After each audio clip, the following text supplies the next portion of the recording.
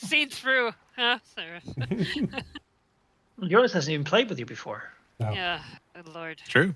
Now we have two of them. Except for a one shot that one time with Isakawa, I think. Oh yeah, that might be true. The Cthulhu one shot was supposed to be like 2 hours and ended up being like 4 or 5 or whatever.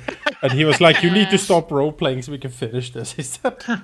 We were like, "Don't you tell us?" Because we were like, "Well, I'm gonna sit at the library and I'm gonna wax philosophical now for like half an hour." Monologue about things. Next one shot is just like, yeah, no, you can all play only fighters, and you're mute, you're deaf, and oops, all fighters. Yeah. It'd be pretty good though if we all were fighters, everyone with a pole arm, just going in. Just a phalanx together. Exactly. Lock shields. Yeah, you have the javelin for range. Yep. And then I wouldn't want to fight a party of 5 fighters. That'd be terrifying. No, thank I'm you. gonna say, as a fighter, I have the bully energy. I'm like, oh, Yes, what you are they gonna do. do? Yeah. Yeah. It comes pretty naturally, I find. Right? It's insane what a +2 to hit can do for you. That's all the fighter is. It's a +2 to hit. Yeah. Like, suddenly It you isn't see people glorious. and you're like, well, I mean, I could probably take them. And then that water scorpion crits you for what was it, like 36 or Yes, whatever. and then I'm gonna say, and then I keep rolling 2s like last time. 14 to hit. I have +12. Yeah. That's great. I won't even hit Artemis 14. Wow. Yeah, I know, right? Oof. Oh my god. What if Artemis beat me? I beat you in that athletic check to climb the mast at the beginning. Which was hilarious. Critted. Yeah, that was very funny. I rolled a 30-something. Yeah. And has critted ever since on those things. Yeah. It's like you at that time you're like, oh no, Artemis became the vigor. Yeah. How will he ever manage that? And the answer was just fine. Yeah, he did perfectly fine up there. Yeah. Never punished. never took a loss. No. Ways worked out. And at that point, I mean, is actually acting for him like he's bad at climbing. This is just bad RP at this point. I mean, he clearly isn't. Obviously not. Yeah. Even if the stats don't reflect it. Then... I also managed to do that that boarding action swing, which was pretty great. Swing up on the deck. Yeah. Well, you can say much about the poor Captain Pluck, the late Captain Pluck, but he did have an eye for talent.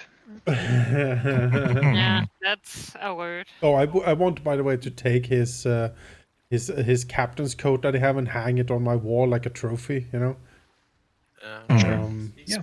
Speaking of, what happened to Mr. Plug Jonas last time? Well, nice. Good question, Valky.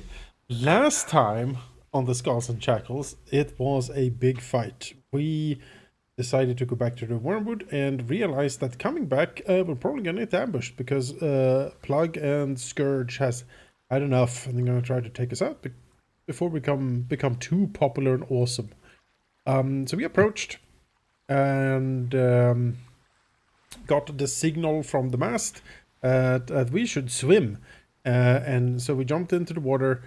Our little dinghy exploded. We crawled up on the deck and a huge fight ensued that took most of the session. In the end, some good rolling, some clutch killing by Praxu, some massive healing by Grask, and I guess just an indomitable will to take flesh wounds for the group by Tempest. We survived. Also, Gabby flayed around a lot, and I did one thing. I tripped someone, and that's true. Punched a imp. So yeah, it's pretty good. In the end, Plugin and his band of scoundrels were killed or disposed of, and so we are finally the masters of the Wormwood. The problem is that the Wormwood sucks. It is about to sink, and so we are taking her to a sort of illicit shop for boats, as I understand it, ran by a Mr. Squibs in a small inlet, kinda close by. We're limping there to try to see if we can get this thing float, or more likely scuttle it and maybe get another boat from him. We'll see when we get there. And that was kind of it. We just show up there like the first scene introducing Captain Jack Sparrow. Yeah, that's basically, it's just a mast with all of us on it. Well, it's a good thing you're so good at climbing. I'm pretty damn good at it, actually. Yeah. Wouldn't believe it when you saw Artemis, but he's leading into his monkey heritage. If the weather sticks with you, it will still be a few days at optimal speed to get to this. Well, I should say chop shop, really. And there's no guarantee the weather's with you, nor is this the best of circumstances. The wormwood lies lower than it has ever before, really, as water fills up the bilges faster. The removal of the weight of several people doesn't really have a big impact on the ship with the amount of water that it is taking in. There too comes the question of what the crew should focus on. Everyone right now is needed to keep the ship sailing. The ship is heavily undermanned. However, there's also the question of the bilges needing to be emptied as to keep it afloat. And of course, people need to sleep and rest, and might even be rather tired since the last couple of weeks has been under Captain Plug, who himself had a bit of a rough management style, and so maybe aren't too keen on taking double shift for the rest of the week. How do you plan to navigate this? What task or what area of the ship should be neglected here? It's a good question. People could do double shifts still, continue Captain Plug's manners, sail a day and then take a shift in the bilges and then sleep barely the minimum and then back to it, trying to keep the ship afloat and sailing well.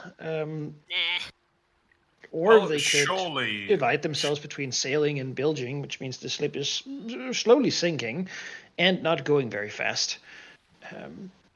Or focus on one or the other. Surely Artemis can spin some words to inspire people. You know, double shifts are double shifts, but now you're double shifting for yourself, right? On a boat where you finally have a say in the future. So now you want to do it, right? I'll tell you what, if you don't, we sink. Yeah. I'm gonna say Gabby doesn't mind. Like, Gabby will grab Tempest and go for the bilges. That's our. That's our duty. I think I would try to do the heavy lifting there, so maybe the crew can rest more. If chef. People understand. People are reasonable, as it turns out. Most of the people who remain are mostly reasonable. Yes, because that's how they remain. Otherwise, they would be dead. You certainly purged a lot of people beyond the ones that Harrigan took with him when he changed ship. Yeah. Who were those again? I don't remember. We'll never see them again. It's fine. All the people who. I'm sure they'll never come back. No. Harrigan is known for his dalliances and mercy. His live and let live approach. That's why they call him a demon. Easy come, easy go. He says. Yeah, exactly. Wow. Yeah, no, you've certainly been promised the opposite. That said, he isn't here right now, and isn't your first concern, probably. No. More of a lingering, when it's convenient for him to come get you, he might. However, if you wish to inspire people, please give me how do you do that? Like, do you do a speech? Does Artemis sort of formally claim captaincy and sort of?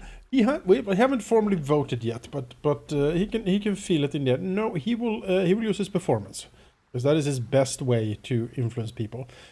Singing heroic songs about fortitude, survival, camaraderie, banding together to overcome these challenges. There's plenty of sea shanties, Songs, good idea. Yes, songs. Let's do it. Pretty good. Turns out this is my best skill. Pretty good. I also have a harp. people will be pushing themselves a lot, Most excellent. unhealthy amounts, and so they will all be fatigued. If something is to happen along this journey, they will not have a good time of it. No. Even Grok and Ambrose will push themselves to do things beyond their normal duties, which they haven't done for Harrigan. So Haven't done in years, I thought you were going to say. Grog sacrifices herself by not drinking as much, Incredible. and Krub seems to have to cook without a cook's mate, since Oh, Praxu Yeah. so might happy for be out sacrifice. doing, other work. Praxu is certainly busy with things. Although probably like in the vicinity of Krub, like Praxu has made it his task to inventory the ship. Probably with the help of Grok. Yeah. Grok has a pretty good head for numbers. Not a particularly sort of a. She's not a philosophical woman, but she has sort of an instinctive amount of knowledge for what makes sense to keep. Talking to her, she has been the one who, when the Wormwood laid sort of to harbor, would go out and buy the bread and the grain and the soap and the tar and whatnot that was needed aboard a ship. Generally, just sort of having pretty free hands from Harrigan to handle it. As long as nothing really lacked and she didn't overspend, he didn't really care about the micromanaging the ship, which is sort of what she's been doing. So yeah, she'll say, well, we have this and this and these tools and barrels of pitch and tar and right now most things are lacking because the Wormwood hasn't. Harrigan took most of it.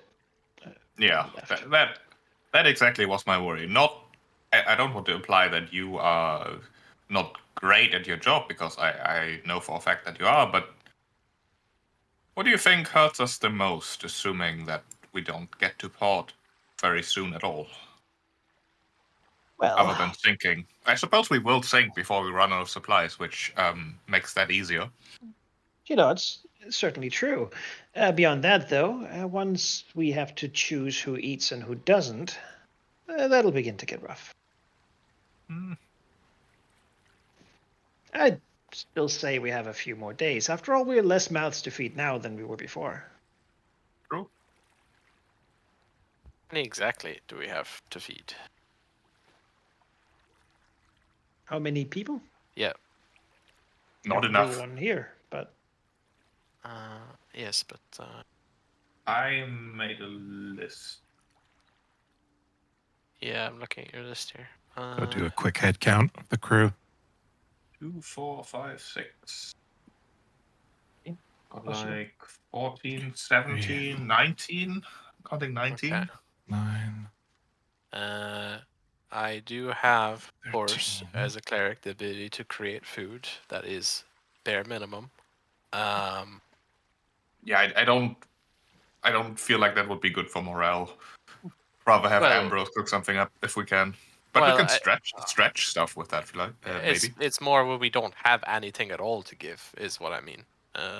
We're not starving, which is very good. Yeah, like when it gets to Gotta that say, point, yeah. I'm saying I have measures to perhaps stretch it. but- it's not the 16. main course, but there could be some bread next to whatever slop Ambrose makes. We have 2 clerics on board. We can probably cover food and water through divine means. I can cover 12. I only have 2 slots, so Yeah. That's pretty good. it's the best I can do with 2 slots of create food. Beyond Yes. that, though, Grog will say that that alcohol is always a concern. There's plenty right now, but she made sure that some barrels weren't brought along. Sure. The man's promise. Did they But take my barrels? Surely they did not. no. Might we actually inquire about the crew, because this is something that Artemis will he wants to hear their opinion here, because the daily rum ration were seemingly part reward and part sedation. You know what I mean? Like trying to get the crew pliable absolutely. and so tight they didn't want to do anything. What do the crew? Does the crew want rum every day? Like, We needed to get scurvy. But I mean, we can probably make something nicer than whatever shit they had us drink. you know what I mean? Because it isn't, Yeah. Not necessarily rum. However, most of them have been sailors. Well, a good number of them have been sailors for years and have come to expect alcohol as an availability. Sure. Enforcing that everyone has to take their ration at a certain time is a bit draconian, but making a cask available in the off hours is expected of water pirates. Then we'll do that. That said, people don't have off hours now. They have to work 16 hours a day. I don't have time to drink. You can put the barrel in with the crew in the downstairs, below deck with a scoop. Quarters, yeah. Yeah. There you go. We'll spritz Also- them like With a the double shifts having to drink it, like roast pork. We'll just Someone's spritz gotta. them with some rum. Yeah. There we go. As far as the head count goes, we've got 15 crew and then the 5 of us, so 20 in total to All right. ration out for. Tempest doesn't eat, right? So 19. Hey. Yeah. Yeah, I mean getting there is obviously the goal. So it doesn't really matter how bust up the ship is if it means we're gonna sink if we're too slow. So I feel like speed is kind of the priority here. I mean, Gabby ate a lot yesterday when she was aware short, so I feel like basically full belly. On that note, Tempest, do you ever go into the sea? Like, how is it pulling up a bucket and pouring it over? Yeah, I think if nothing else, just to go fishing and stretch their legs out, Tempest certainly enjoys being in the sea, but I think that they spend most of their time in the bilges because that's where they can do a lot of the heavy lifting for the crew by destroying the water instead of lifting, doing all the runs to all the way to the top of the deck and throwing the bucket over and running back down. Yeah, that makes sense. Yeah, feeling so quicker if it now. gets bilge, and then when it absolutely can't stand it anymore, go for a dip in the ocean, and then sleep, and then back to the bilge. Yeah, Oh. that's probably the same for Gabby. Just doing the heavy lifting, literally around. It's like if everyone else is working double shift, she is definitely also at least working double shift. Oh yeah, that's not a question. I think. Different leadership style aboard the ship now. We lead from the front. Yep. All right. Well, everyone working double shifts, you can take yourselves fatigued. All right. Since I Will assume do. you just work until you are. Yeah. Basically. Absolutely.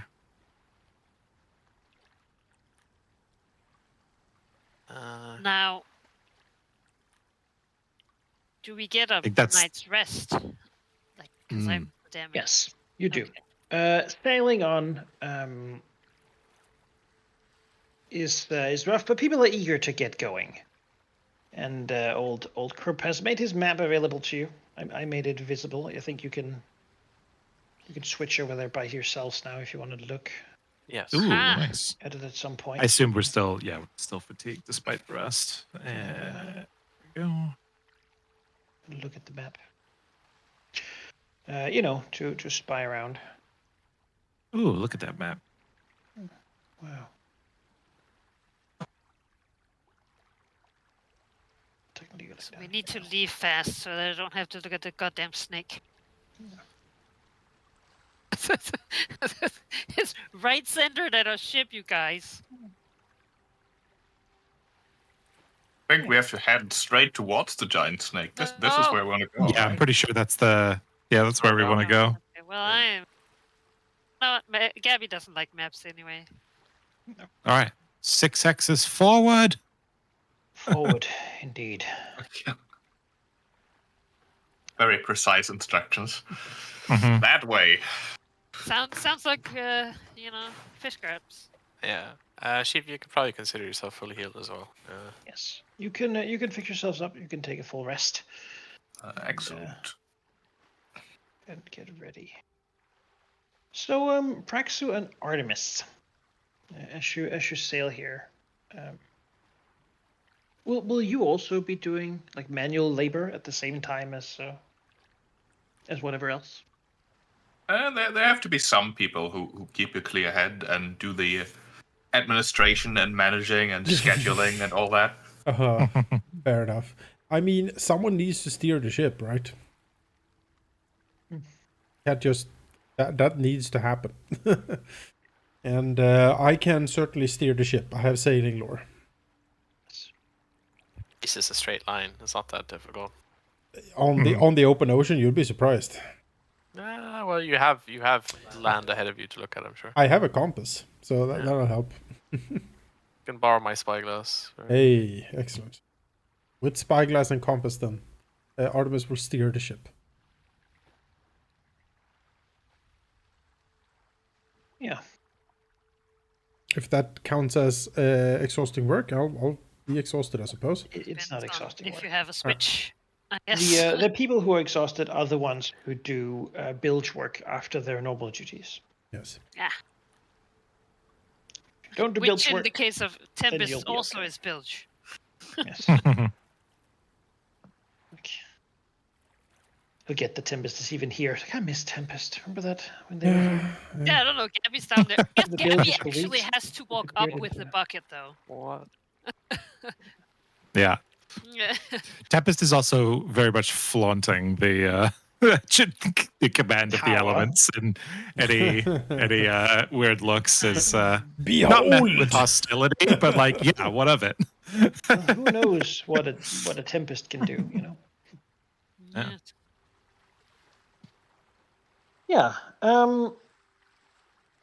Then sailing will proceed for several days without incident, really. Though a few days after you've left, the weather continues to be okay. Soft wind, soft breeze. But this day it sort of picks up a bit, blowing a bit stronger out from the wide ocean, really. Sort of an easterly wind blowing towards land. Pretty good for you. It brings you at least in the direction you want to go in, but and you can sort of crisscross around your islands to get to where you need to go. Probably, I imagine, like Tempest and Artemis and Praxu, like doing navigation work or something. Yes. Who is navigating? Well, I can navigate. I have sailing lore. I Give don't me know. a sailing lore check. I don't know if Praxo has it. Yet. Not yet. Alright. That is part of the reason he's not doing as much manual labor. He's learning. Ah.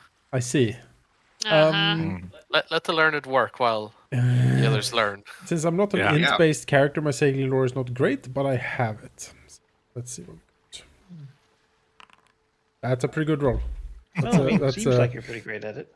Once again, Artemis shows that just raw talent. Yes. You make the best of the wind. Down in the bilges, Gabby and Tempest. I'm just gonna put you down there. Yeah, new home. Sounds good. Well, you our old live home. down in this hole. I have a Badger and Rosie sort of help you pull up buckets from a rope and stuff.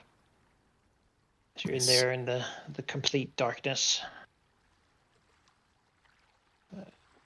You're also small, both of you. Put a lantern Water if is you like want. enough that you can sort of paddle with your arms a little bit at times too.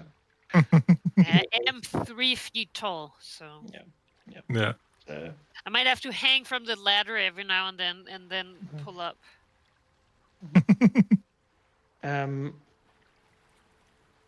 One of the late evenings when you're here.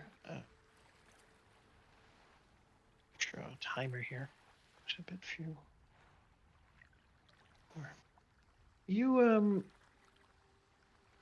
you sort of feel a bit of like a an anxiety attack, perhaps. No reason particularly. It's just the same work as it has been a lot, but you can feel your fleshly heart beating and Okay. like a rush of adrenaline and sort of excitement and trepidation, perhaps, carried through some of the water. It's definitely from there, like a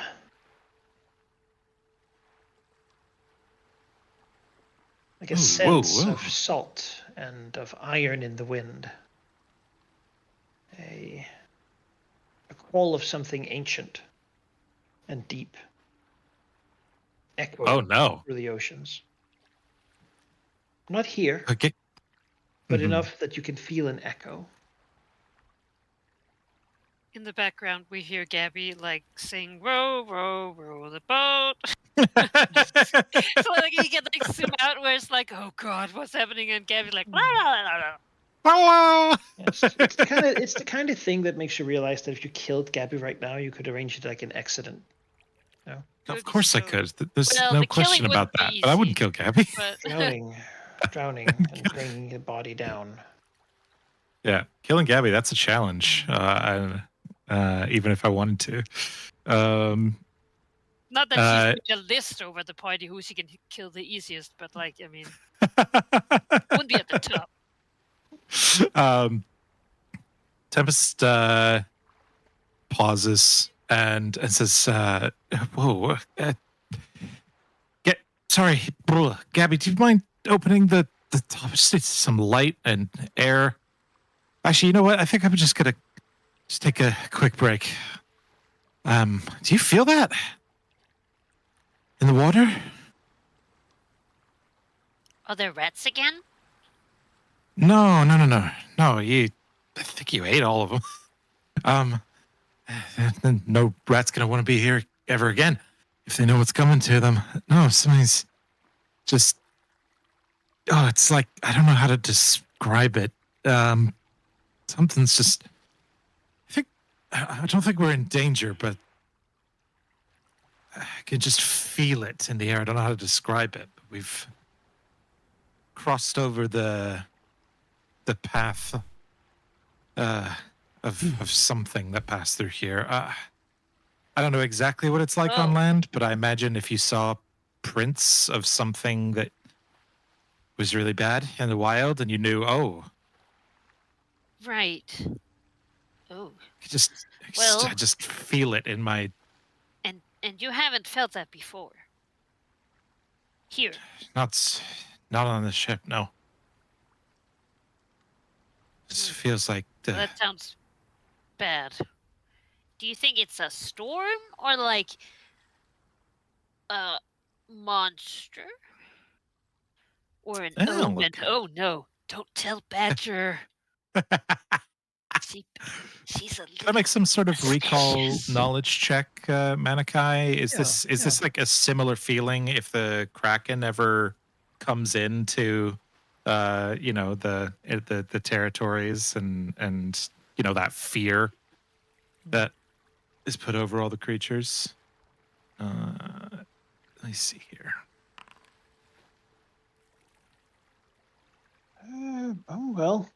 You're not trained in this, but you got a decent result. Whatever it is, you know that its cause is distant and likely beyond you. Something out there, somewhere, has done something, the effect of which is spreading out. What you feel, you'd believe, is a function of your aquatic nature. Like the other creatures from the deep would feel a similar call or a similar beckoning. The Kraken has power, and certainly is a mighty creature. If it's involved, though, you have no indication. You know it's not natural. You know it's not. You know it's no small thing either for it to give an echo here. Just one that you can feel. Yeah. No, it's like, yeah, it just feels like something making itself known, as if daring anything to challenge it. But I don't know how to explain it. I'm gonna give you a little bit more. Okay. It's sort of like calling a phone booth without expecting or knowing that anyone's going to answer. It's a cold call. It's an echo, and you believe if you acted to answer it, you could. All that you would need to do would be to kill someone I was gonna say, kill Gabby. That was a and joke. and you know and pour their blood and bone and meat into the oceans. Whatever it is can likely smell blood and will be called towards it. So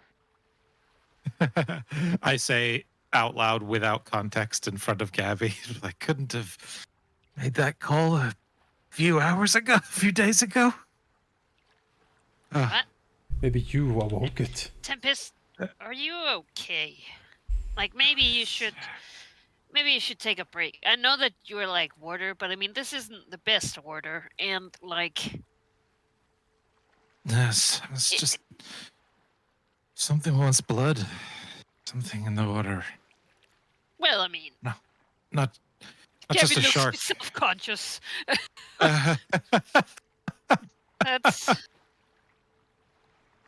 I'm no, not a shark right now, you know.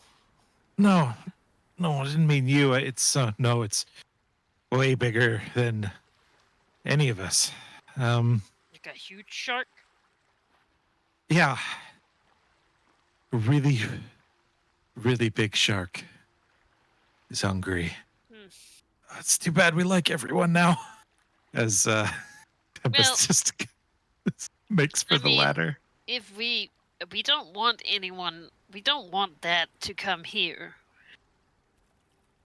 I No, would say that No. it's very good. I yeah, think. yeah, yeah. I think you're right. Just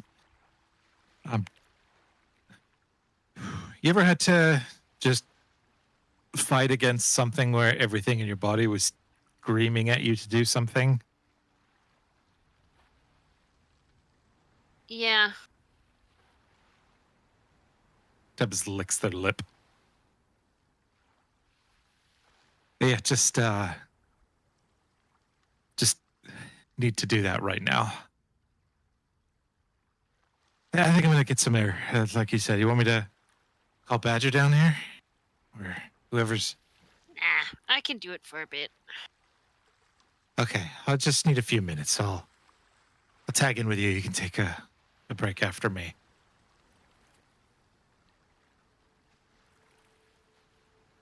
And Tempest will make their way upstairs.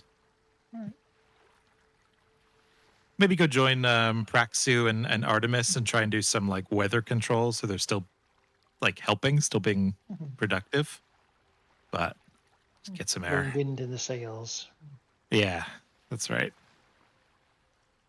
was gonna say, Gabby, it's like continuing down here, and I think, like after like 10 minutes, like, if Tempest is not back, she will get someone else to come here.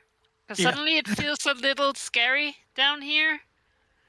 Like it's like a dark hole, and she can see, but like apparently there are huge monsters. And I mean, this wood can't. Like Gabby's pretty sure she could punch through it. Yeah. Yeah. Tempest like mumbles over to Badger. as seeing her as they pass, but it's pretty incoherent. Gabby says she doesn't need help, but she might need a hand.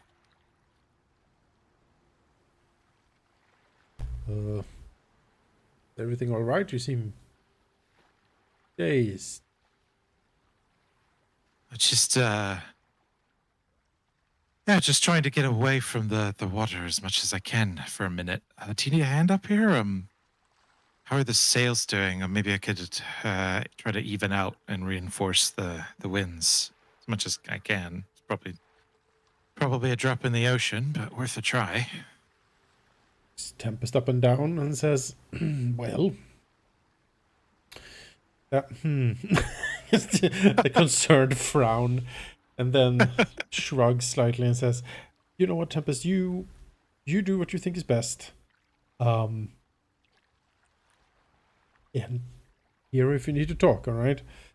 He sort of look sideways towards Praxu, like, oh boy.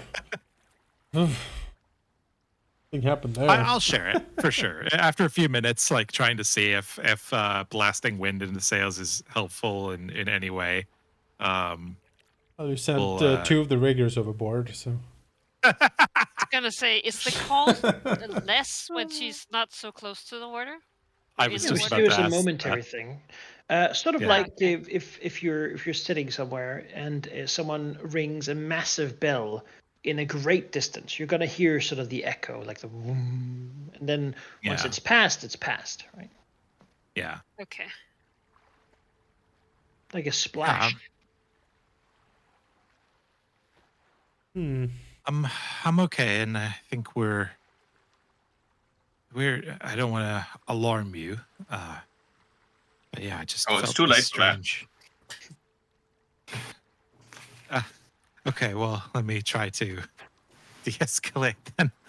No, there was some strange, almost like a momentary pulse, something in the water, but it was a long way away. It was very distant, like a distant echo or just a momentary thing. But yeah, it was very disorienting down in the bilge. Doesn't seem to be doing anything further than that, though.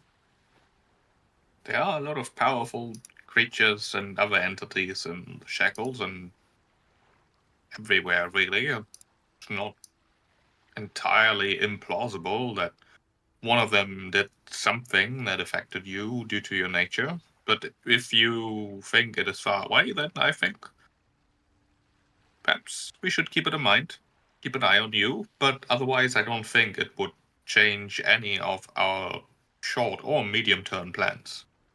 No, just through our injuries, let's be very careful to make sure blood doesn't spill overboard. As much as we can. Once More blood. so than usual, then. All right. Very well. Looks over the ocean, shakes his head, and says, there are certainly things in the ocean. Can conjure up all manner of dark and dread things. But hopefully, you said it was a distant, so perhaps your particular affinity with the sea itself made this receptive to you. That seems likely, yes. But I am so well versed in the magics of the soul quite yet. Could part of us do like an occultism check to see if he's heard of anything like this, or this it sounds like religion would also work, but yeah. Religion would also work, yeah. But occultism and religion are the 2 relevant skills. Yep. Is a private GM roll then? Artemis can't think of anything, any ritual or anything that would do something like this. I mean, who knows? He knows there's deep and strange things in the sea, but with Yes. that check, nothing comes to mind that he's heard about. He shakes his head. I'll consult some of the books later, perhaps, but yeah. Praxis has both ocean and Shackles law, which might be appropriate here. Yeah, we'll try it. I'll give you both, and you get to decide. Huh. Well, Sheep, where are you? Where's the real you? I should say. The rolls over here. True. Praxu, I mean, has an affinity for the water too, right? A wave diver Tengu, people that has dived enough for them to gain natural affinity for it. And thinking logically and sort of as he does, right? Something like this could be the effect of a curse, perhaps. Though it would have to be one upon all of the sea, which seems a bit far-fetched. There's one other event similarly that sort of gave an echo to people, which happened many years ago at this point. How old is Praxo? I don't actually know. He's like in his 30s. All right. 30s. Okay, then Maybe a bit younger. Okay, then if he's younger than 30 at least, then he doesn't really remember. But he would have heard tales that there was an event, the sort of almost like a regional blessing of Besmara at the first ascension of the proper Hurricane Kings, when the pirates of the Shackles for the first time were the dominant power in the region. There was a sense of invigoration projected out across the whole of the Shackles. They call it the beginning of the Golden Age, which is allegedly still going.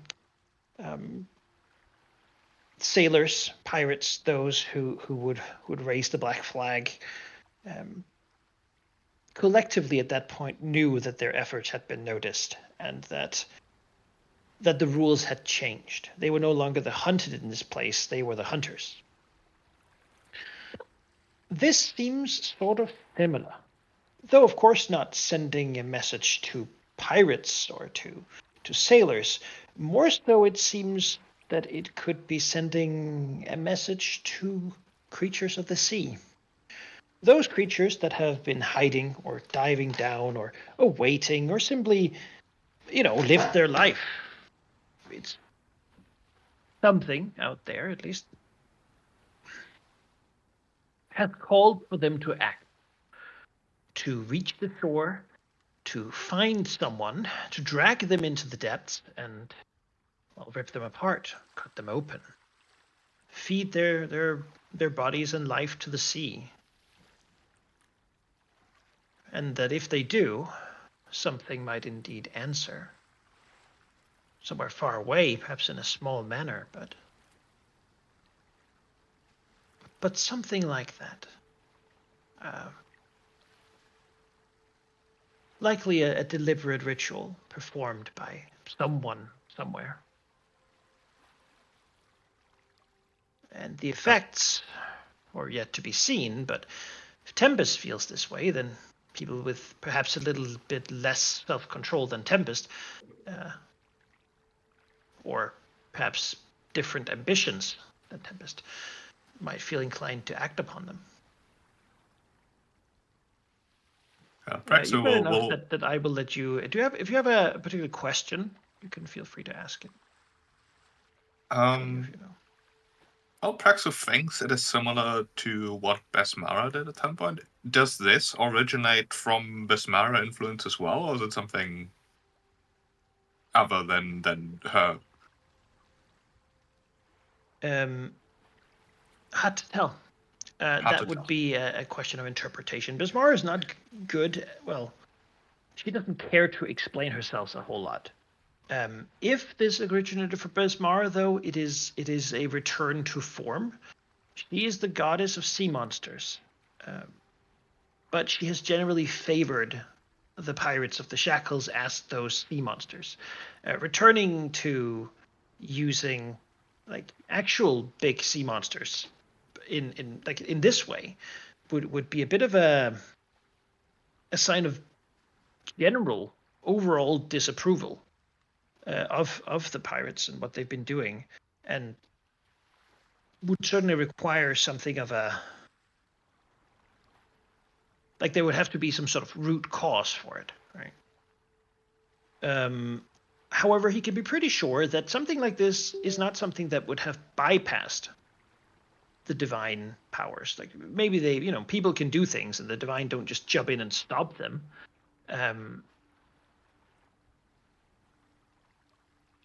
But they could have. Bismar probably isn't super pleased about whatever it is. Either, if this is originating from her specifically, then she is very angry indeed, wrathful even.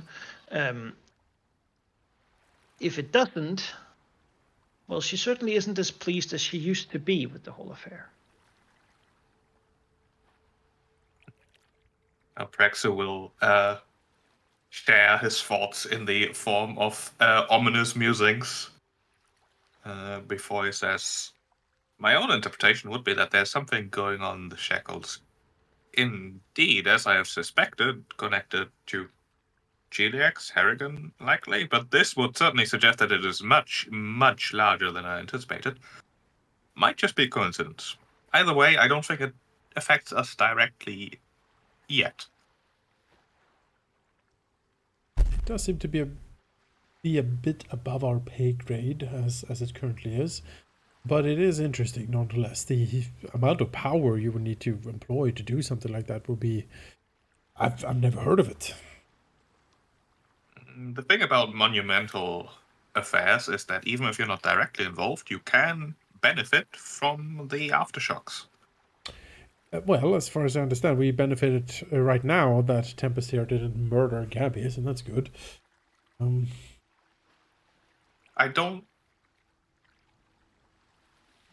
not sure if he would have succeeded, but yes. All right. Nods over to Tempest and then sets his sight on the horizon. Yeah, I think that's an answer we can just leave unanswered, unquestioned, I don't know what I'm saying.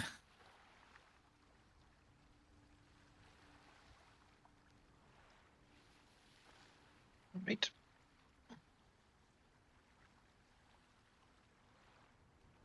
Is that who's on like who's the second?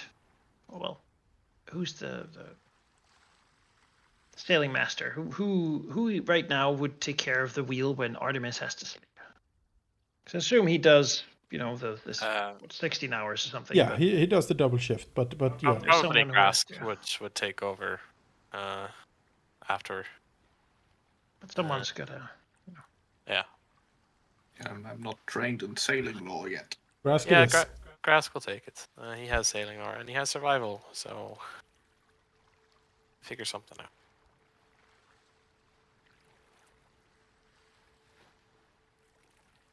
As the evening comes, people go to their hammocks. I suppose you would sleep in the officers' quarters now. No. Yeah.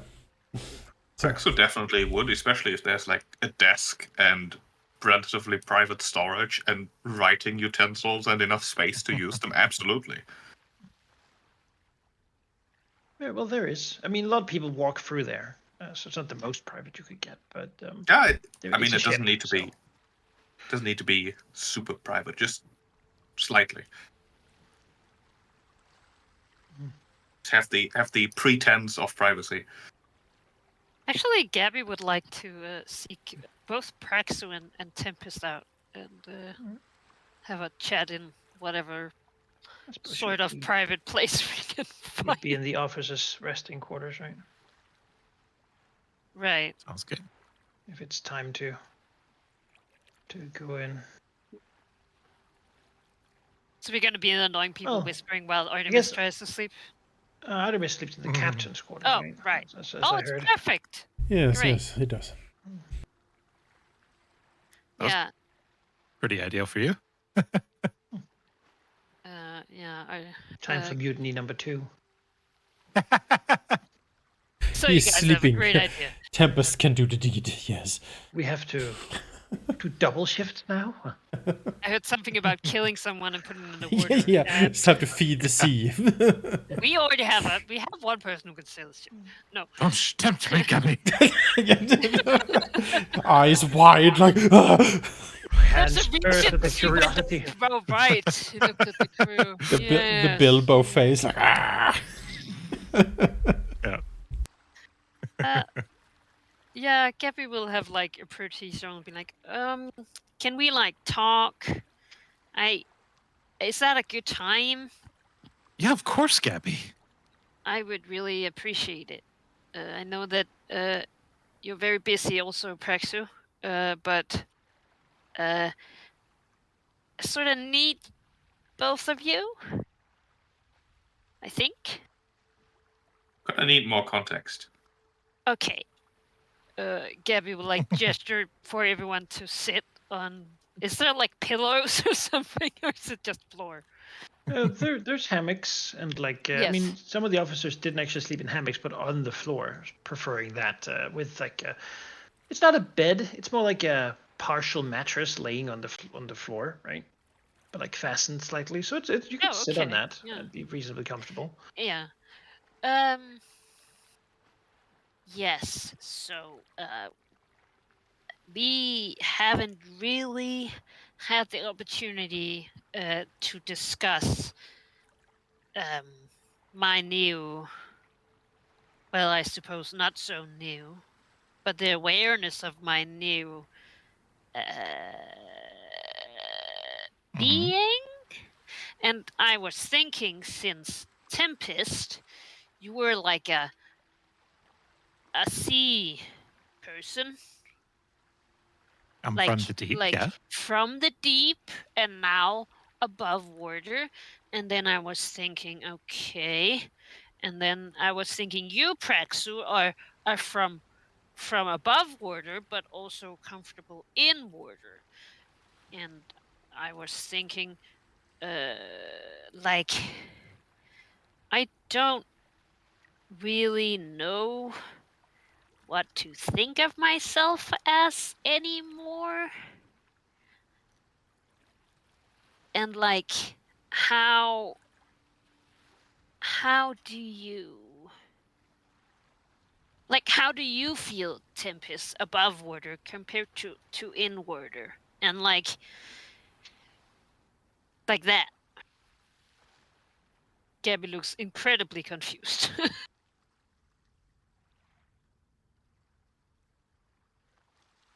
Well, I can't speak for Praxu. Oh no, I'll But- ask him also. Yeah. Well, I guess my question is, how do you feel about the? I'm not even sure when this happened. Was it when we swam out and had to fight that shark in the sea? I don't know. Do you know? Okay. No. Just, and this hasn't happened to you before we got on the wormwood.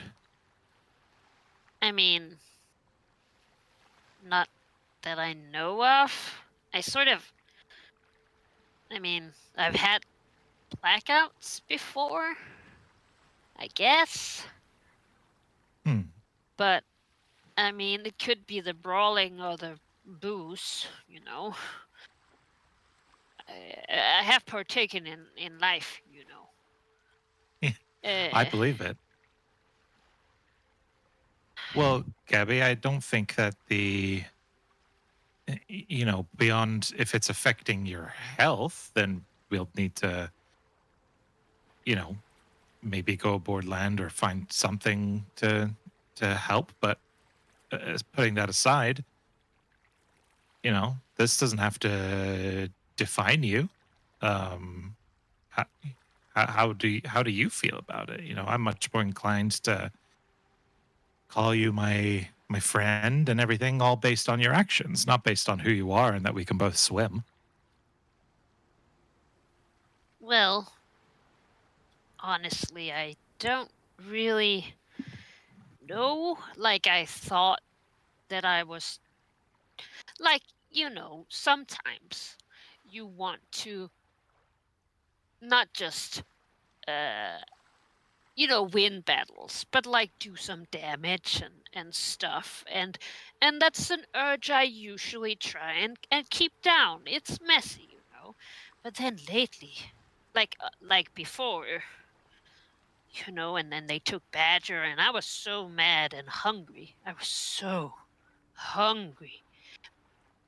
But like I just well, honestly, I'm also asking because you were a sea creature, and Praxu is above water, but also a bit of water, and I haven't like it was very easy to transform with the black moon.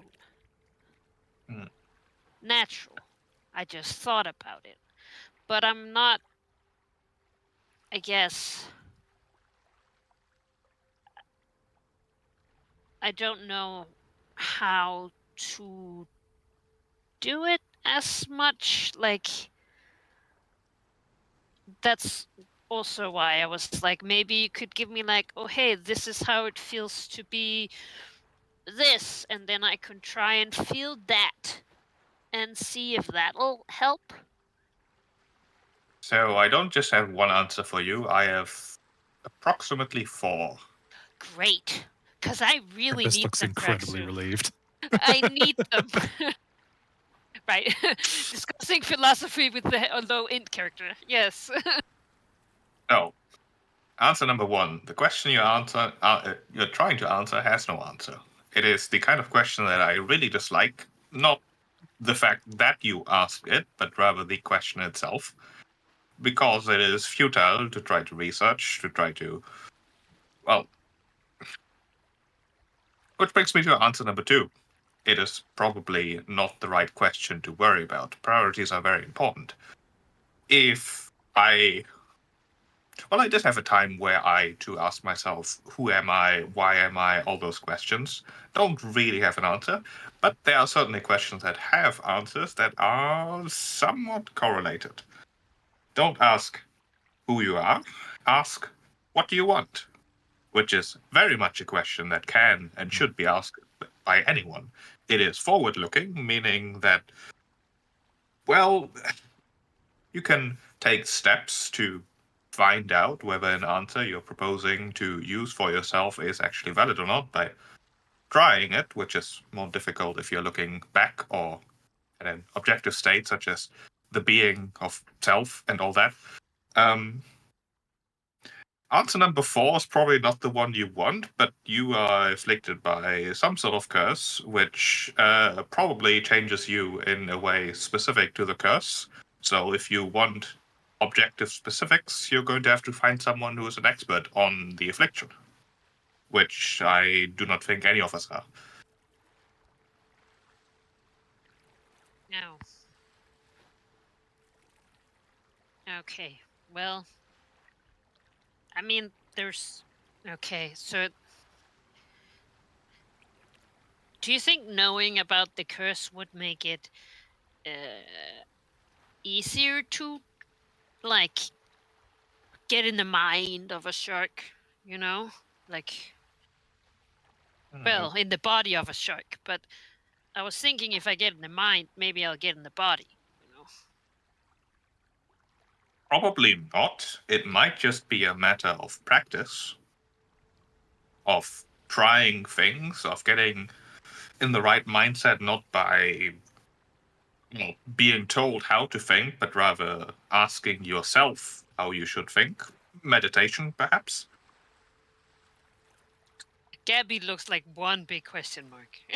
Um, Meditation? it is the Like act of smoking? trying. Well, it may be. Smoking may be involved depending on which practice you follow, but it Yes, is I've the act seen of Get the ayahuasca trying. out. Let's go. Have to go on a Okay. It is journey. the act of trying to listen to your unintentional thoughts, letting your mind drift so that the thoughts from inside surface. Metaphorically speaking, of course. Okay. So I don't say them aloud. You 'Cause- could. It might be a long night. You might get roasted for it on this ship, though. Oh, I just joke. No, okay.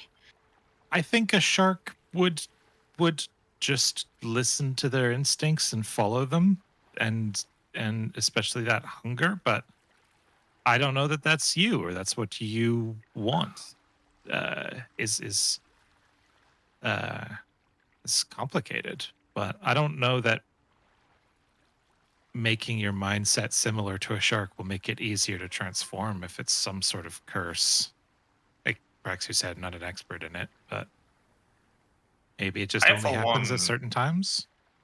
I, for one, would like to be in charge of myself and not listen to some curse-inflicted thoughts Yes. that might not be myself. However, yes, if exactly. Points to Praxu. it Yes, circles, I want to decide when I eat people. Yeah. I mean, heck, That would be my something third All right. party just today gave me the impulse to try to kill you, and I definitely did not listen to that, and I'm proud of that. You know, it's what you do with it that defines Well, you, then- not the abilities. yes, then you've answered the important question: what do I want? You want to be in control. Therefore, that seems to be the logical next step to pursue. It might be something of a priority then to find someone who's an expert on the affliction. I, of course, know a lot. Some of it may be about things tangential to it, but I'm certainly not an expert on this specific topic. Perhaps we can So ask really- around next time we are at a reasonably sized port. Yes. Abby That's a looks great idea. nervously to Tempest. He doesn't want to say the curse, like the that he knows about curses. It's like yes, I guess you would know some. I mean, you know so many things, Pexu. I do, I've it's true. noticed. It's impressive. Okay, so until then, I do my work and meditate. Does it matter what I smoke? Ideally, it shouldn't kill you. No. Yes, well, But beyond that, I'm sure there are substances that work better, but I'm sure we don't have those available. yes. Well, the ones I know of really is limited if there's a guarantee for not killing. That's okay. Well, You know, I do know someone who might know something.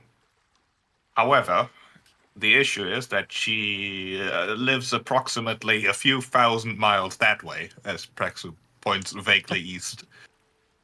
yeah. Well, maybe once we aren't in this shithole. No, I don't think we'll ever get there. I'm talking about over in Tianxia. I'm sure there are experts on the more local afflictions in the Shackles anyways who would know better. Maybe we'll get a chance to visit the deep one day, and maybe there's a. You have to think that it's something that maybe the Like a master people shot. down there have seen. Yeah, like just being in the same waters as a shark, you have to imagine it's more likely that someone down there has encountered it before. Okay. All right. And you Well, could also get a chance to practice.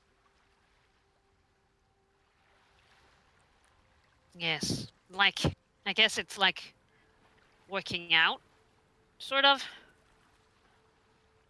Like keep stretching the muscle of That's a good way transforming of the thinking about transform it. muscle. Okay. Yeah. Just take things one day at a time, Gabby. Tempest puts her hand on Gabby's shoulder, and we'll keep an eye out for you as well. I wouldn't know how not to do that. Okay. Well, thanks, guys. It's just, well, it's a little weird. Like, this thing, and I don't know where it comes from, and like then suddenly I'm another creature, but I'm not, and like, but I figured like with the aquatic thing, like you guys would probably understand at some level, you know. Yeah. Okay. Well, I, thanks. I mostly understand that if mastered, it is a very useful ability, and that seems like it makes it worth pursuing. And if To you master, have I to mean. be a water-based goblin, you're way hotter than any Grindylow. So there's that. Yes. Well, they didn't even taste very good. Right? That's true. A better A better Grindylow. water goblin. Yeah. What goblin? Yes. All right. Well, you've given me a lot to think about, both of you. I'll attempt this meditation, I think. Good luck. More pressingly, you might want to attempt sleep. Yes. I guess there's no day like tomorrow. Gabby eagerly lies down because this meditation bullshit sounds like a real bother. That doesn't sound. That sit still and try and clear your mind. What are you talking about? You didn't get his muscles by sitting still. Okay. Meditating goblin. I mean, I don't generally do it either. My mind is much too busy for that to work, but I heard it works for some. Yeah. Oh, It works too much for some. Never get anything done. honestly, I always considered that the trait of not pondering too much about yesterday or tomorrow was one of the great things about my kind. You know, it's some people get so bothered. It seems. It can be useful getting bothered about planning for the future, but I feel like that's a discussion that I do not want to start with you. Gabby shrugs. Yeah, all right. Well, guys. you guys, I am going to go to bed, and Gabby will leave the cabin, go down and grab her hammock, and then confusedly come back and look. Manakai, is there a place you can hang the hammock from in here? I mean, there's other hammocks already. So you could Oh, take those down. yes. Well, yes, I'll take one of those down and bring my hammock. I guess you could take that spot or that spot. Hmm.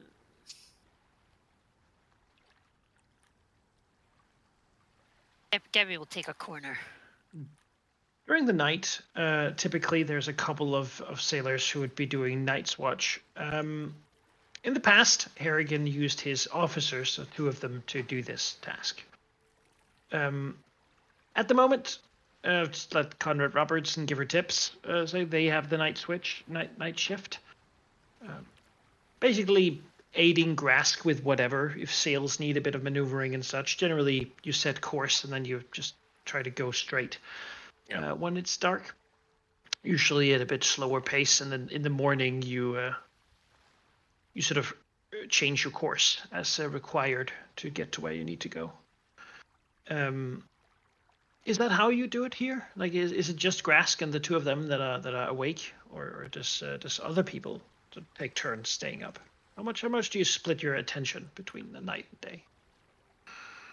I think having just one of us cover the night is fine. I feel like if anything were to happen, I'd rather have during the day people aware and awake than during the night. I think having Conrad and Giver Tips here with me is fine. Unless anyone particularly wants to keep me company, I'm not going to say no. But I think Grask is happy with this arrangement. Right.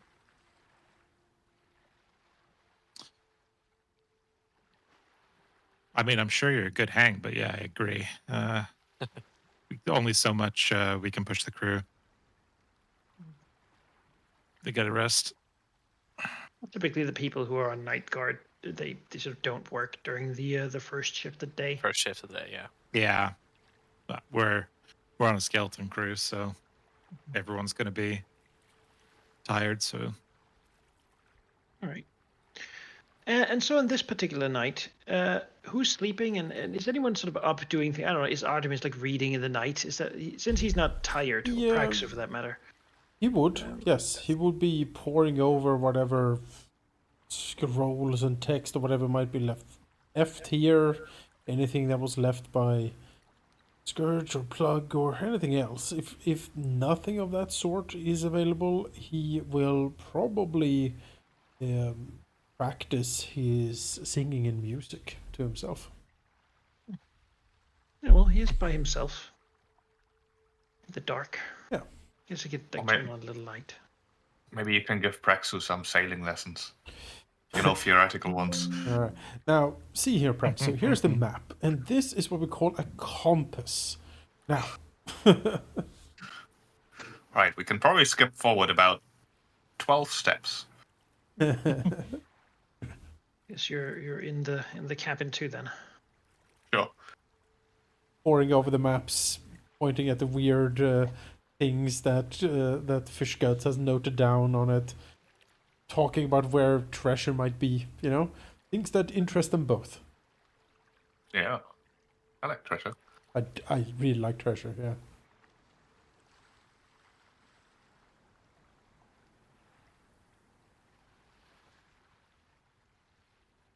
Rubbing, Nothing bad happens during the night. looking at the Wow. map, considering. I don't suppose, Praxu, you have any good insight on where we can get some more crew, because although the ship is running, this won't do in the long run. I mean, I believe Ambrose mentioned Blood Cove as a potential destination for that. Sort of a There grimace might also from be from Artemis. Yes, Blood Cove. there might also be smaller ports. I mean, we are currently traveling to one. There might be people there who are eager to work. That's true. I don't suppose we know anything about this Squibs outfit. Is it a town or is it just a jetty? I don't think you do know. Though you could probably conclude from that it's not a town. who was the one who told us about it? Ambrose, I Yeah. believe. Yeah. Ambrose. Well, there you go. But his knowledge is probably like 20 years out of date. And other than that place maybe existing still, I don't know how much he actually knows. Yeah. Yeah, we're poring over the map, talking a little bit back and forth. Artemis trying to share his sailing knowledge. Grask, could you give me a perception check? Absolutely. You compared to the other two people who are at night guard, you have a dark vision, so Yes. you have a bit of a benefit to most other people who are in the dark. I volunteered. Mostly. Still, I suppose. How does Grask keep his It's a long night shift, Oh. Not much happens. If you haven't forbidden it, sometimes Conrad Roberts or Gifford might go up to on the stern there with you and just have a few words. It's a brisk, cool wind, which is nice actually, given the Fever Sea's general, temperature. But like, how does he keep his mind occupied while sailing mostly straight? Well, that's a good question. I mean, Grask in himself, he's certainly a man of action. Yes, he's a wise man, of course, but he's not an intelligent man. His mind isn't going like Praxis would. In fact, it's more intuition and on the fly kind of stuff. So sitting here like this, it's not necessarily he is plagued by thoughts per se, but to keep his focus, I would imagine that he would probably look to the stars themselves. They have always been a good guide for navigation, and perhaps he will. He's not especially trained or had never been really that interested in it, given that he hasn't been on too many ships himself. But now that he has found himself here in the brisk breeze, and the air that seems to help him keep his focus somewhat, I think he's gonna perhaps start charting the stars in his mind as a mental road thing to keep him focused on going straight. Something to occupy him, but not something to distract him too much. Yeah.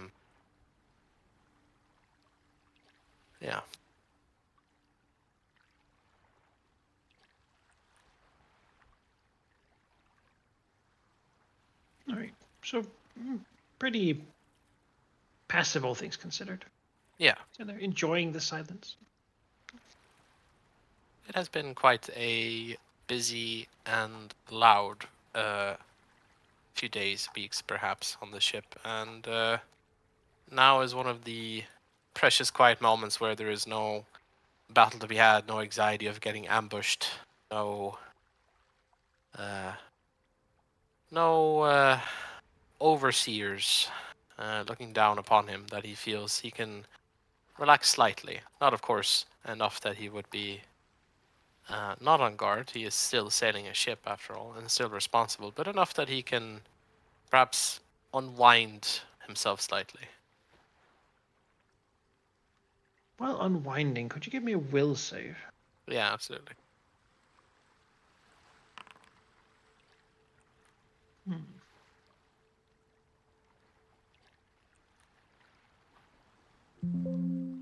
All right.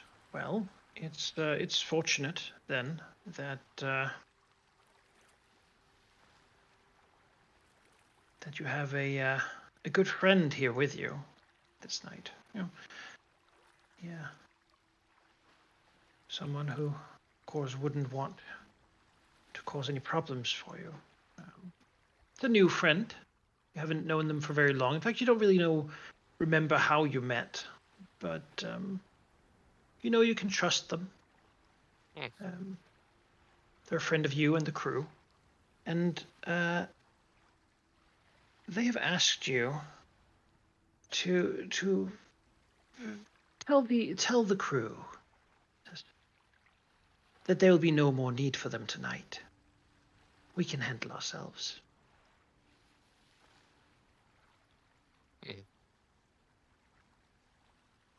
You're not magically compelled to do so, but just consider it as if Artemis was the one asking. Okay. Well, Grask will nod himself and think, and kind of look out over behind him. He's sort of coiled behind the mast, his good friend, a serpent creature. Beautiful, really. I see. Coiled and blending in well with the color of the deck and the darkness. The glistening from water, perhaps, in the moonlight. Grask will call out for, not call out for, but rather to catch the attention of whoever's, closest on the deck here, the Connor, to give her tips. Yeah. Connor's doing some rope work. And we'll say, I think we've got this handled up here tonight. I think you're good to take a break, Conrad, and tell give her tips as well. Oh. All right. So he gives a slight salute. He is one of the people who he's taken it all in a stride, the change of leadership, but he still doesn't really know how you all prefer to be addressed. But yeah, he'll walk. He's in no hurry to go over and tell Giffer that.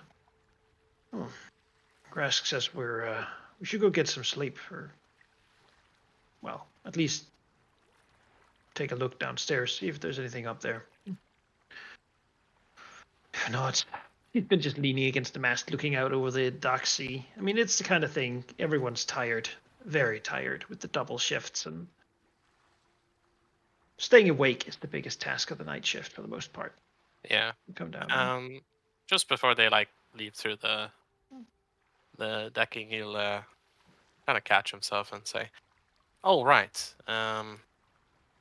I suppose you'll have to wake Artemis in the morning to relieve both of us up here, but just tell him I told you to wake him up." In the morning, yes, sir. They glance over. They can see a little bit of light coming out under the door to the cabin. Artemis seems to still be awake, but they have no reason to particularly disobey. They're going to quietly move through the room here to make sure not to disturb the officers. They, on the way down, they sort of talk about how nice it is to have Grask there as the person at night shift. Not demanding things constantly. They'll go down here to Tilly Brackett, who is also a night shift, but on the mid decks, and ask if she needs anything. Probably help her just do her duties before going to bed. Not wanting to, leave her up doing everything while they go sleep. Are they asking me to go do that? No, they're going to do that under. Okay. Down deck. I'm just telling you what they're doing. Sure. So I guess technically you wouldn't know. No. Beyond having gone. The creature behind him moves up, and in a low voice says, "Excellent, my friend.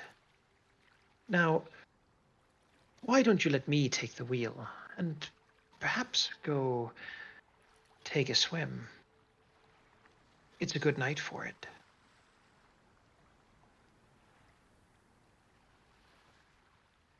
Go for a swim, but surely I can't swim very well in this armor I wear. Oh, I shall hold it for you. Grask will raise an eyebrow. It's quite heavy. It's going to take me a while to get out of this. We have all night.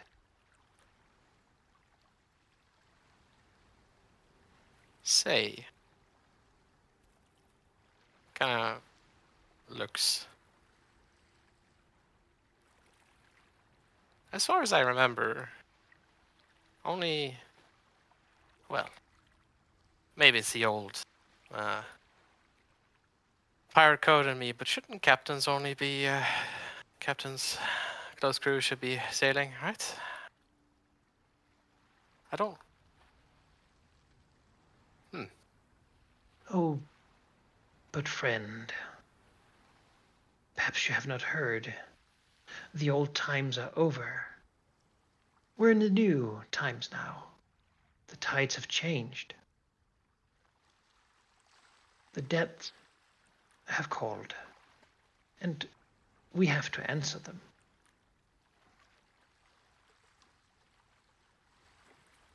A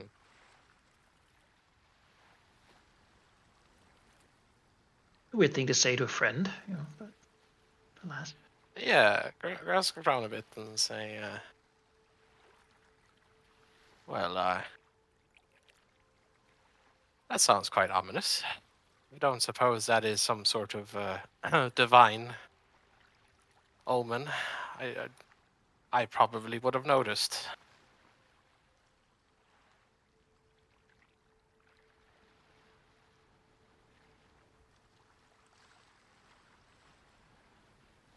Well, you will realize soon enough, the creature says. And then it'll you get take another will save, Sure. friend, because it's beginning to be taking a threatening posture. No, it's that's just how it is, I guess. It's just I don't suppose I could re-roll that one. you could hero point it if you want. Yeah. Yeah, I think I will. Well, it could be worse, but I mean, at this point, what's worse than what's happening right now? So, there you go. Yo. Damn. Crit fail and fall in love. Let's go. Look at their face. All right. I mean, it's Yes.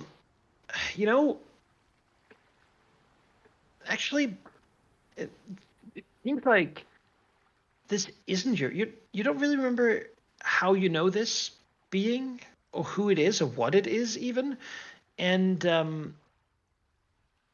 it seems like maybe you have been under the effect of something that clouded your judgment as you for a moment there just begin to realize what's actually happening, shaking the charm effect off of you. Not so much that you sort of shocked and bow out of it, but this definitely isn't your friend. It's a threatening creature of some kind, and it seems to mean to put you in the water, which probably and take control of the vessel, perhaps, which probably wouldn't be good for everyone involved. I'm gonna ask you to roll some initiative here too. Sure. Makes sense. looks at beard snake with a face on it. Is that my friend? Really? Guess you're weird used to having weird friends, but I mean, hey. Yes, Grask, it's your turn. Yes. It's there. Very close. It has teeth and fangs and The question, magic, clearly. question I have off the bat is: Yes. is there a bell or some sort of alarm thing up here at Yes, the? absolutely. By the main mast, there is a bell, which is used both to call people to bloody hour, but also, to just alarm. Okay. Generally, one person is on deck duty to be near it in case something happens, but he has been recently dismissed, as you know. Yeah. Okay. Let's see. What are the options here? Okay. I think I will take the. Just trying to measure the exact distance here. What do I like to do? As it sees you begin to act differently than it wants to, it sort of bares its fangs. Yeah. Grass will Eager frown. As the haze kind of lifts, and as the kind of sense of danger pervades him, perhaps lucky in that he is so quick to action, he will attempt to move. I don't suppose it's blocking all spaces out here, is it? Nah. I'm gonna he's gonna start. You can diagonal move for sure. Yeah, he's gonna start sprinting here. He's gonna move, starting for the bell. So 5, 10, 20. Just take a step up to the stair and you'll be Yeah. down. Now you move from the other deck. Yeah. I have it 20. I'm 25 feet, am I? No, 20. Alright, I'll move twice. Yes. And then my last action will be to. To Right, move. yeah, other deck. Yeah. Last action will be to yank that bell as far as I can. Alright. I'm gonna say Praxu, Artemis. Roll me some initiative. All right. Tempest and Gabby. You too. It's loud, and it's not that far away. All right, let's do it. You roll with your current penalty since you're sleeping, but I'm assuming this one basically has to be perception. Yep. The only skill that really makes sense. When you awake. Yikes. +3. What? Why is it so low? I guess Sure, asleep. asleep. Yeah, Yeah. there we go. Natural Makes one, sense. baby. You're blinded, which is why you can't hear the bell well. I am blinded when I Yes. sleep. It's true. Put you there. Praxu. It's like when you show up somewhere and you turn the radio down so that you can see the streets better. Yeah, exactly. Yes. All right, Praxo, you hear the bell ringing frantically and suddenly. And you really should be at bed by this hour, but... Yeah, it should be, but apparently there are things afoot. Praxo will immediately rush outside.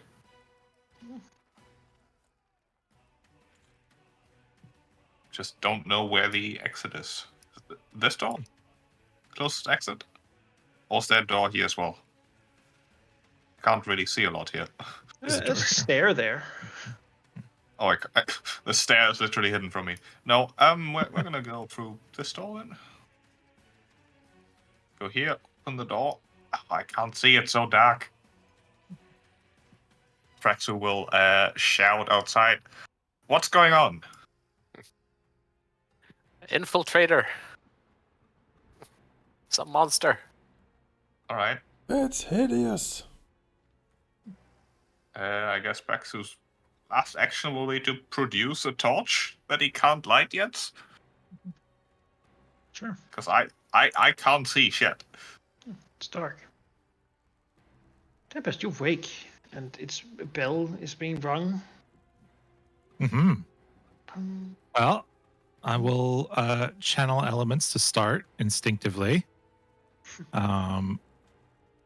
Making Gabby by all like water and wind. Yeah. Gabby, get up! Funny time to die. Gonna assume the ship is sinking, you know. Yeah. Also gives me speed water's boost, got so all the way that's up here. I mean, the ship Then- is sinking. That's not worth ringing the bell over. I will move over here and is this a door that's wait, why can't I get through in The here? door, yeah. Oh, Close the yes, door. I will open the door. Interact with it to open it. There we go. If it's not locked, you should be able to click it. Okay. But you can't see, that's why. There you go. I've done it for you. You fumble for the There we door. go. Yeah. Thank you. I guess I do that, open the door, and then do kinetic gate so that I can then. You're still just laying do a down, little- by the way. I think you should have stood Oh, up. let's get that off there. Sure. Then I guess that's basically all I can do, right? Yeah. Yeah. That would Actually, I can't even do the kinetic gate because I have to get up, move, and then open door. So Yeah. that's thrilling. Yeah, that's me.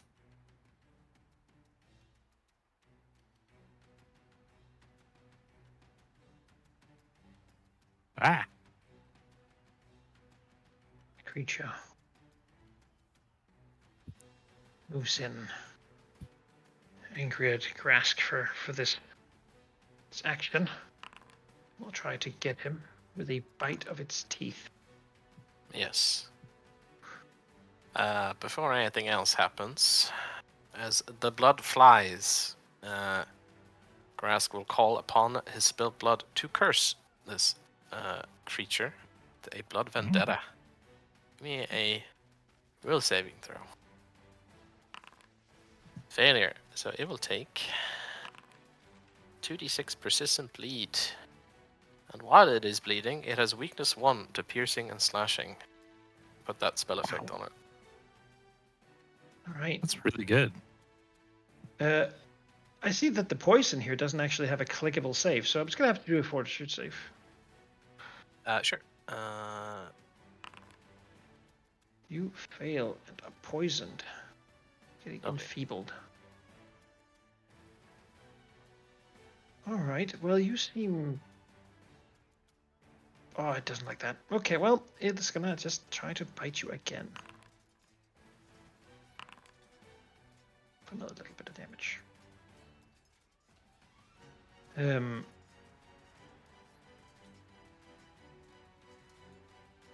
Yeah. That's it. Has to take damage and fail. Artemis. You hear Okay. the sound of grass like getting bit and like probably a curse to Bismara and stuff, you know. Yeah, that's not good. Artemis will bolt out onto the deck here. Them two.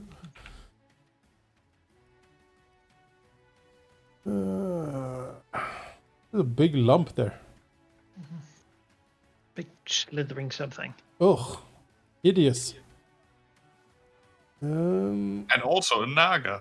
Yes, exactly. Oh, I don't even get me started on the... Alright, well, he'll step us... Whoa. Trying to... This is very... Did you just fall off the runs up boat? the stair. Help! Help! Yeah, he'll move out here. Let's move. What is a pickle, isn't it? He will do a little bit of singing then.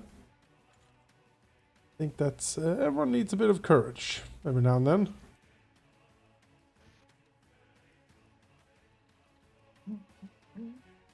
Let's see here. Those 2 actions cannot do any damage to the vile thing.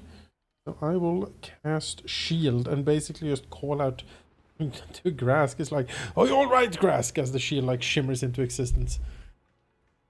He's a bit busy at the moment trying to fend off this thing. So all you hear is kind of grunts from him.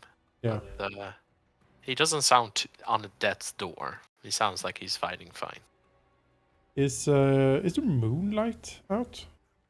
Oh, the moon is still very faint. Faint moon. Okay. Yeah. Not to Close to worry. the full dark moon. So be It will it. be light soon enough. I'm done. Gabby, you wake up on the ground. Well, I guess on your hammock. It's gonna say in my hammock. It's gonna be very easy to slip out of. No, Gabby heard some stuff. Like someone fucking rang a bell, and then she hears like the splashing of water. But she's on a boat, so it makes sense. And then she hears Artemis sing the combat song. They're fighting. She gets up of the bed and runs up. Want to 'Cause grab this your is- weapons or anything? Hmm? Remember to grab your weapon stuff if you want to have them. Snort. How do I click these conditions off? You have stood up. Right click, we'll get rid of them. Did you move?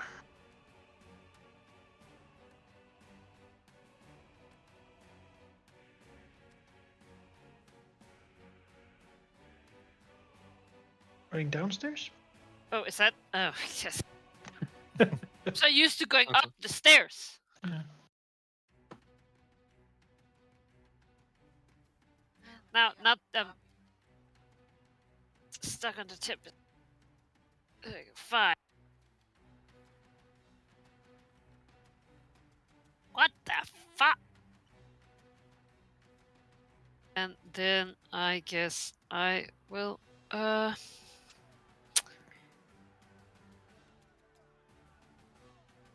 use my last session to move next to it.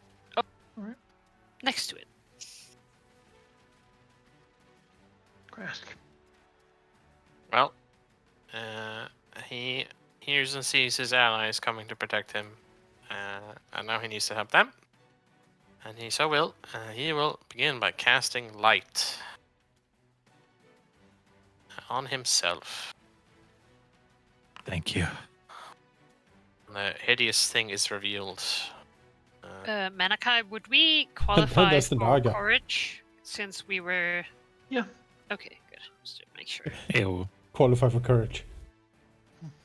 And with his last action, he will raise his shield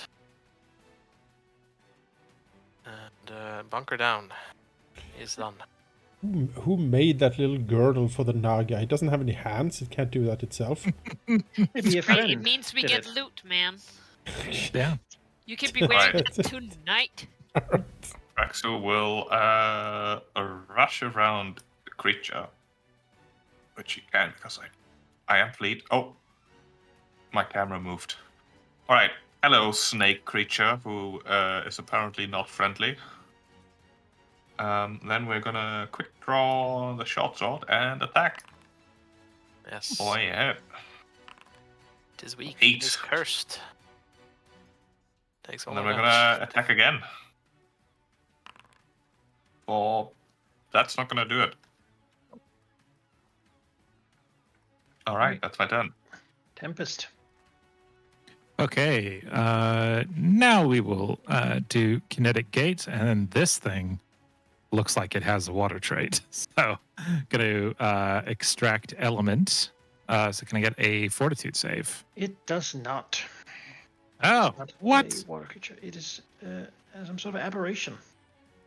Oh, Usually things with that trait are like elementals or like. yeah, but it says like something that has the trait or is made up of that element. So, like the implication being there are other things that it works on, but yeah, there does not seem to be the reality. And then I miss. Okay, awesome. Gabby, you have your fists out, I guess. Yeah, I do. Do you want to punch this thing? As Yeah, it provokes? I would love to.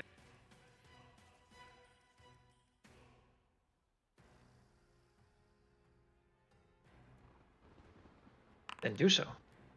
Oh, You missed as God it damn it! swivels around, and as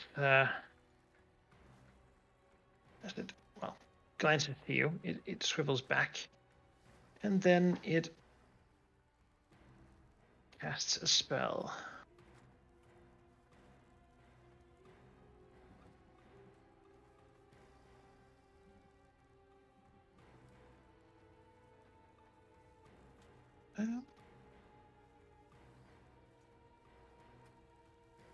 Yeah. Sending a crushing wave flooding out from it. Ooh, my strongest save. I guess Ah! Obvious. Yeah, apparently it is. Did pretty well. I just hide behind the mast. Oh, 20 was a failure, huh? Yikes. Yeah, this thing has some what the? Okay, we need Blasting to move this. water Yeah, pouring 20 out. was also a miss on its AC. Yeah. Thing's a beast.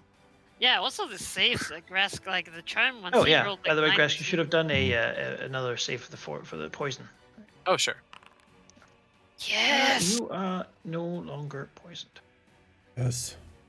which it doesn't like. Once you're poisoned. Fuck this thing. Well, it will spin to Prax, so you know what? That hurt. He gets the bite. Dodge is not going to do much. Okay. And the fortitude Ow. save. Oh no! Oh. Hey, maybe. That is a failure. What? What? Oh my Jesus goodness. Horrid poison begins weakening him, making it so much easier to slip and fall into the sea. Still, that's all its actions. I mean, it is enfeebled, which doesn't reduce my reflex save. Shakes off All my attacks. the bleeding. Fever is not miss. too bad for rogues. All things good. Okay, this thing is more dangerous than we have faced before, perhaps. We will do a lingering composition.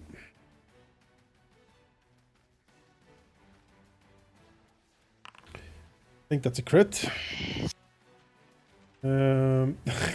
Whoa, buddy.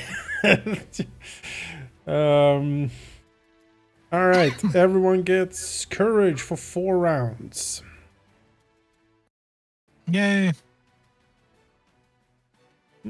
And then, seeing this horrid creature being quite dangerous, as Artemis thinks about courage and fighting, he will weave in a keening whistle as the party can see something majestic coming down from the sky and start circling over this creature, guiding them.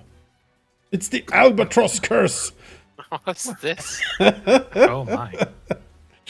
A spectral albatross guiding bird for sailors hover around the target. You and your allies within 30 feet of the target get a +1 circumstance bonus to attacks against the target. The target creature can spend an action to strike the albatross, but automatically succeeds and kills it. But if he does, he will be cursed by the albatross. That's great.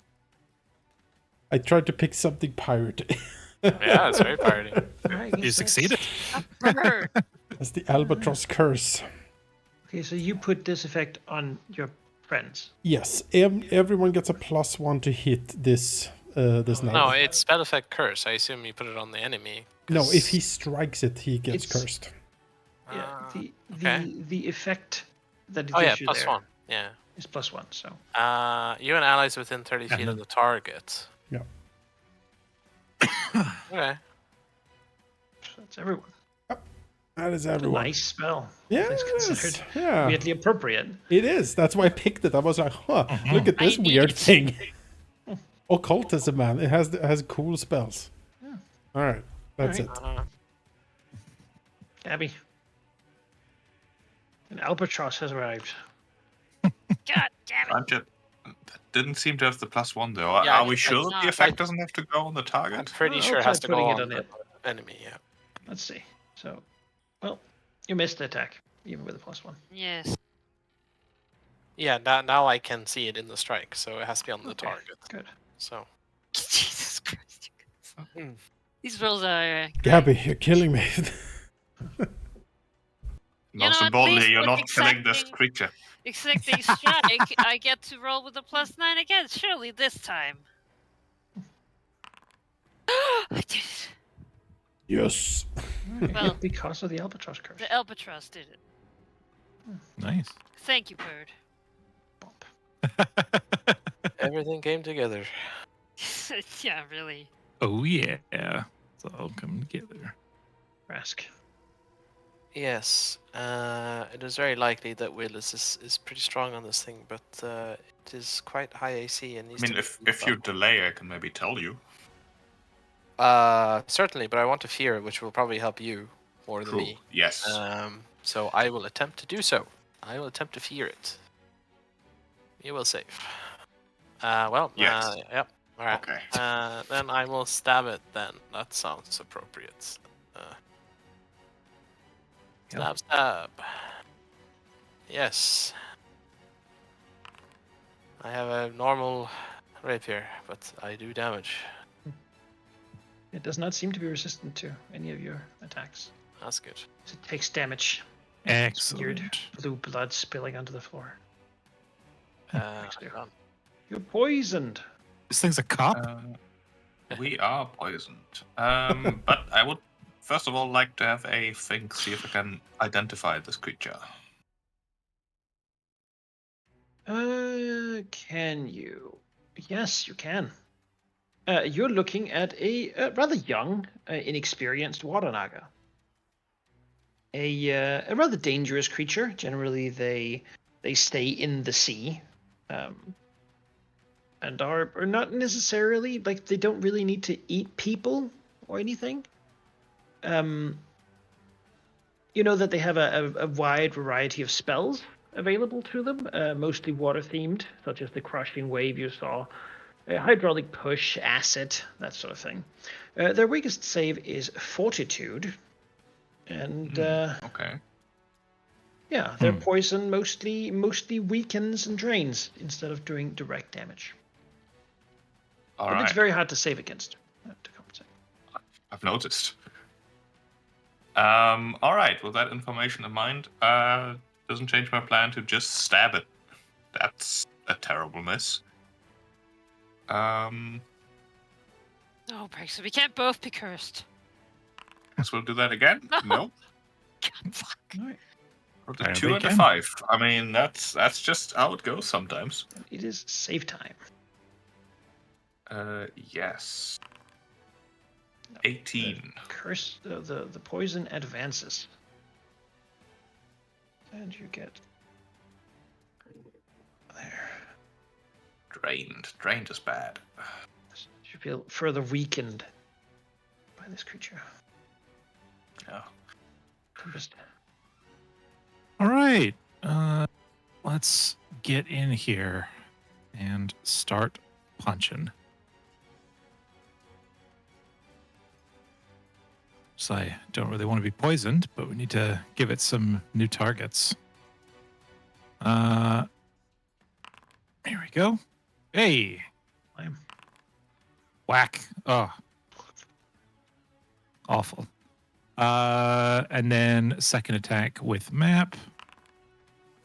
Miss. God damn it.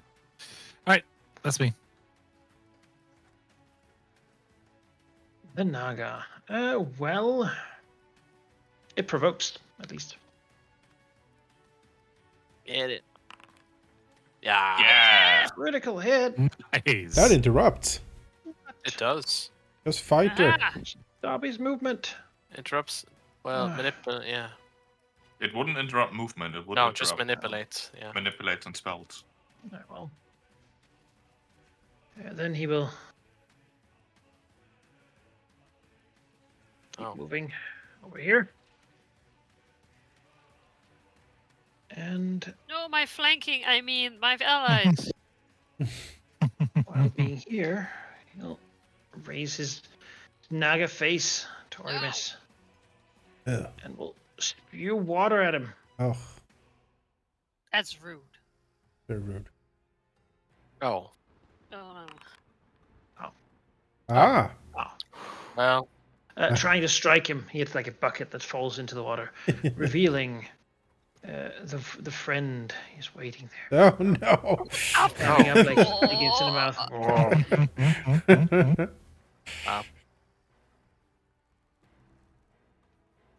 Artemis, In my mind, it's the same great Do you white just shark. have that token always around? Yeah, I was gonna with say, you? No, I mean, Like it's like it's hidden the same. there. It's like it's following ship. Yeah. You know. Artemis will look at At that one as a point, thing. we'll It's have a like, name why? for it. It's like, why does it always bring extra sharks? I don't. Oh, ugh.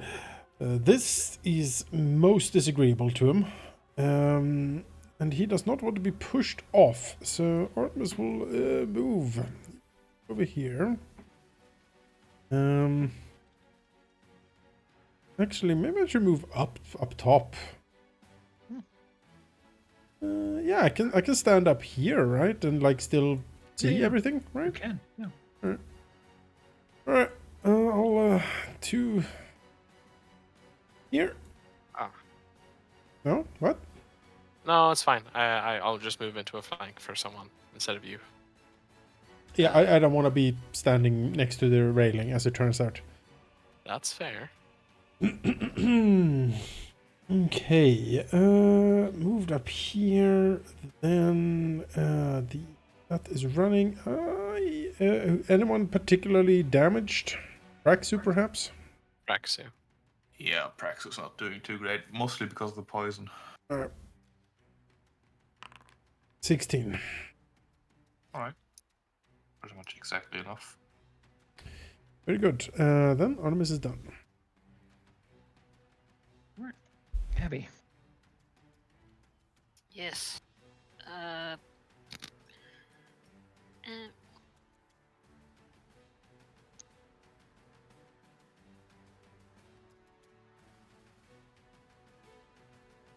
I will provide the flank.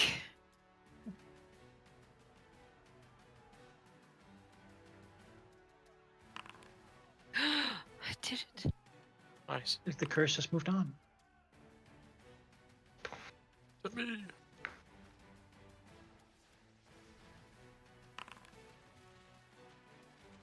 Yeah. I'm sorry, Praxu, but not really. Oh, Strike it, That's it. punching the big thing. Hisses speaks the more the language I don't think any of you understand. what is it? Naga? No. The Lassic. Oh. Grasp. I will stab. Miss, that's fine. As he misses, he will follow it up with a point blank cry. Give me a fortitude save, which they're good at, but we'll see. Alright, half damage of 5. That's So it's- Yeah, because it succeeded. Well, that's me. Alright, Praxis will move up and stab.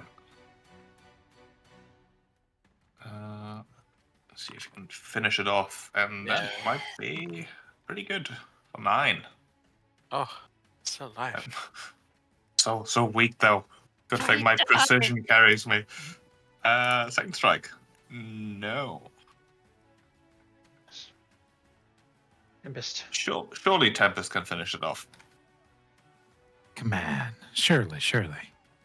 Well, I can see it from here, so I'll just try to do some ranged attacks. And unless it has cover in that position. Ah, it's big. All right. Well. Come on. Let's go. Tidal hands. Ranged version. You know what? Let's do a 2-action blast. Forgot to switch it. I mean, you can still There use we go. Tidal Hands. It is kind of guaranteed unless they crit the damage. I And could. I'm, Tidal Hands I'm, comes I'm, with a push. So I'm fine with being hit. I just like place it pushing back towards you or something. You can like put it here and then push out this way and just hit me or something. Maybe. all right. If grass indicates this Grass preference. looks to Tempest and then nods and he like kind of bunkers down a bit. He sees the water flowing. All right. I cannot see Artemis, so He's I might fine. have to include Praxu as well. Okay. All right. No. There we go. Hopefully that doesn't hit. Just me. We will. Yeah. Actually, I'll do the attack first because I don't want to overflow and lose my kinetic gate before getting a chance to attack. True, it might die. So I'll attack first and then do tidal hands. Hiya. No, I miss. All right. Tidal hands.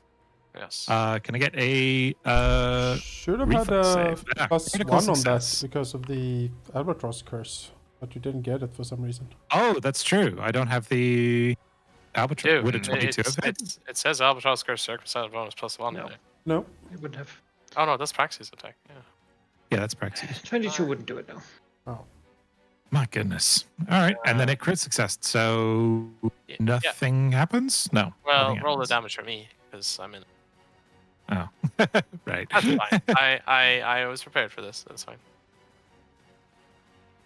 Creatures of the sea are uniting, rising up against us. Killing it this combat. It spins to Gabby, who's been punching it. Bites. Oh. Well, which leaves it with a choice, doesn't it? Does it want to get punched again? It provokes. Yeah. Yeah, I get it. Yeah. Yes! Nice job. Good work. Slime. What? It's still alive. What the hell? It's that near death, and then it took like tiny It damage. gets the crushing wave. Has 23 AC, it seems. It's hard to hit with yeah, fatigue. must. Oh, okay. Oh, not me. No, you're just sadly not in the. Ideally, it would have poisoned you to make you weak. But it has to spill blood for its. Surely I can do a reflex save. Oh, lovely. I'm dead. For sure. You report. I've Oh, used it on crit. the will save. No! Crit fails very bad. Oh, yeah, sure is. Waiting for Tempest. Oh, sorry. Does he have cover behind the mast for reflex save, or doesn't matter, I suppose? I could turn it into a crit success if there was. Ask. Falls. 9. Grask. It doesn't have any more actions, which seems to be its problem. Oh boy, poor Grask, hit by water from all directions. Let's see if we can get him up. 9. Really. Alright. And then Arbus will whip the creature. With the reach, I should be able to whip it, right? Yeah. Hey. Whip it. Whip it real good. I mean, its head is kind of up where you are, anyway. Yeah. It's like... Nope. Gabby.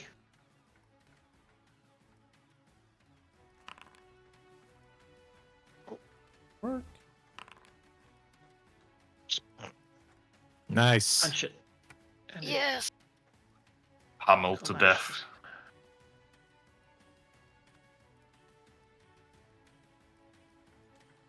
Praxo, give me a fortitude save. Ah, And that's why we sleep with the knuckles on. why is everything so poisonous? Venomous? There you go. Both. I'm so poisoned. I've forgotten the difference. Poison is ingested, venom is injected. Just feel weak. Who knows if you could cook it? I mean, Up for Krupp to decide, I think. the thing collapses to the deck, lying still finally, having bitten off more than it could chew. Perhaps spurred to this action by something not entirely in its control. Perhaps you feel weak, however, it actually ends within a minute, so it's not Oof. bad. All right. So, so does the albatross flying away on the astral winds. Thank you, Mr. Albatross. Goodbye, Yeah. Just that seagull precious sound. bird. I'll never eat an albatross again. Yep, that's what the albatross does. It Probably. flies you off. should never eat an albatross. It's No. You get cursed. Yes. Yeah, they won't. Tempest will go around and sort of cleanse everyone's wounds with salt water. Oh boy. Oh, that's a lot of salt water. Take your d8s. Yeah, that's Combined. And 3. same thing. Or 2 and 1 for me. Well, I suppose we should expect more random attacks, considering the whole Tempest thing, and I guess Naga thing also. What a despicably ugly creature. Artemis looks at his face. Weird old man face with vampire teeth. Yes. Yeah, I A wonder if it long was tongue looking sort for of rolling out Yeah. of the mouth now. Yeah. Does it have any valuables on it? I see the portrait might have something shiny, but I don't know if... No, it doesn't. Does it have the skulls on the portrait? It's actually Ah. entirely naked, this one. Oh, ew. Okay, well, are the scales? Could I... Yeah, they're sort of rubbery and slimy. Yeah, What? They're not even armory? It has such No. high AC. Maybe, it's rubbery and slippery. Yeah, take the saw the frills off and make yourself a mohawk. No? Tempest is just staring at the corpse very intently. So tempted to kick it off to the seas as a Well, tribute. it doesn't seem to bleed red, so Ah, for some reason you think that's important. Looks to grass. Specified red blood? okay. All right. So, should we feed whatever's down there? Wait. We certainly can't leave it on the deck, nor No. should we. Malachi, this is an aberration, right? So this would be occultism, not religion. Mhm.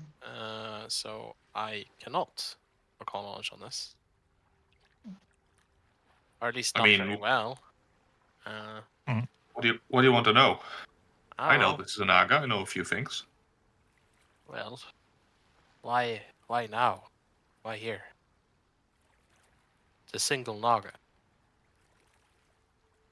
Where did it come from? How did it get here? Looks over to Grask. Why did it just crawl out on the deck? I was lucky. It had charmed me. Made me believe it was one of the crew, a close friend. And what Made did me it send want? the other two away. I think it wanted to take over the ship for itself and perhaps send us to the deeps. That seems likely. It probably got the same impulse that Pulse. Tempest has reported. Yep, that was my thoughts exactly. Just looking for Some sort something of- to kill. Some sort of call to war between creatures of the water and us, I suppose. Us as in, usual land dwellers, except I suppose we're on a ship. Surfacers. Exactly. Looks it up and down. I don't suppose we want to try to cook this thing. In that case, over the railing, right? I think so.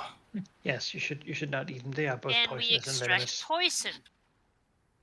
And Praxu, you actually know a lot about these. They're not entirely uncommon in the southern waters of the Shackles. They like the warm water, and they're generally pretty territorial against other Nagas. They're actually, like, if you wanted to know a secret route to somewhere overseas, a water Naga is exactly the sort of creature you want to find. They are generally well traveled, and it might indeed just be coincidental, this place, in between two destinations. They live in the sea and swim and sort of do well there, usually having several layers around. Yeah, the mistake can be reasoned with. It would be a mistake to simply disregard them as sea monsters. I mean, just like Tempest is one of our friends, and he is sort of in the same category if you're being semantical about it. Can you like take some of whatever it has in its fangs? Like, I lack both the usable? tools and the skills for it. I do not think it No. is a worthwhile endeavor. We have enough work to do as it is. True. Gabby will start dragging it over to the railing. yeah, dump it over to the shark. And that shark will There's never a leave this shark? ship. Yeah, he looks over. Yeah, it's a big shark. There he is. Ah! I can't tell you why I know, but it won't count as far as the message or the tribute's concerned. Well, that's good. Once surfacers, I think. Well, that's good because we don't want to invoke a horrible blood curse, right? Nope, that was my concern with throwing it off the deck. But everything inside is just saying no. It doesn't count. Something different. It wants something else. So we should be fine. I mean, we don't want to invoke it right now while we are not entirely certain what it does, but if it has benefits for us specifically. All right. And we have a... Like the way you think, Brexit. What if we claim the blood curse? It is a mystery for now, but it might become a tool later. Artemis looks over to Grask. Grask, perhaps you should rest. I can take the rest of the watch and also bring the two out that you sent down, please. I don't think we should be alone on this ship. He frowns and says, "You can take over, but I'm staying with you. I don't think anyone should be alone up there. I had Conrad and I had Givertips, and still, I was, well, charmed. Yeah, fair enough. Fair enough. But I will go fetch them." Artemis will go up, start steering the ship again. Grass will give the unfortunate news that in fact they are not free. I'll wake them up. They can swab the deck from the Naga blood or something. Give them. I mean, once they come up here, I'm sure they'll see the carnage, and Grass will give a brief, stoic explanation. All right, well, back to it, I suppose. Yes, and if perhaps I, for some reason, tell you that you have an early break, that's probably not. Double check that with someone else of the senior staff. Right. As I've always said, if in doubt, stick to the schedule. That said, I do appreciate the trust you had in taking my word. Well, with the whole idea that this would be different than it used to be. Yeah. Yeah. That is the idea. The fault is on me for not having someone else up there. Not yours.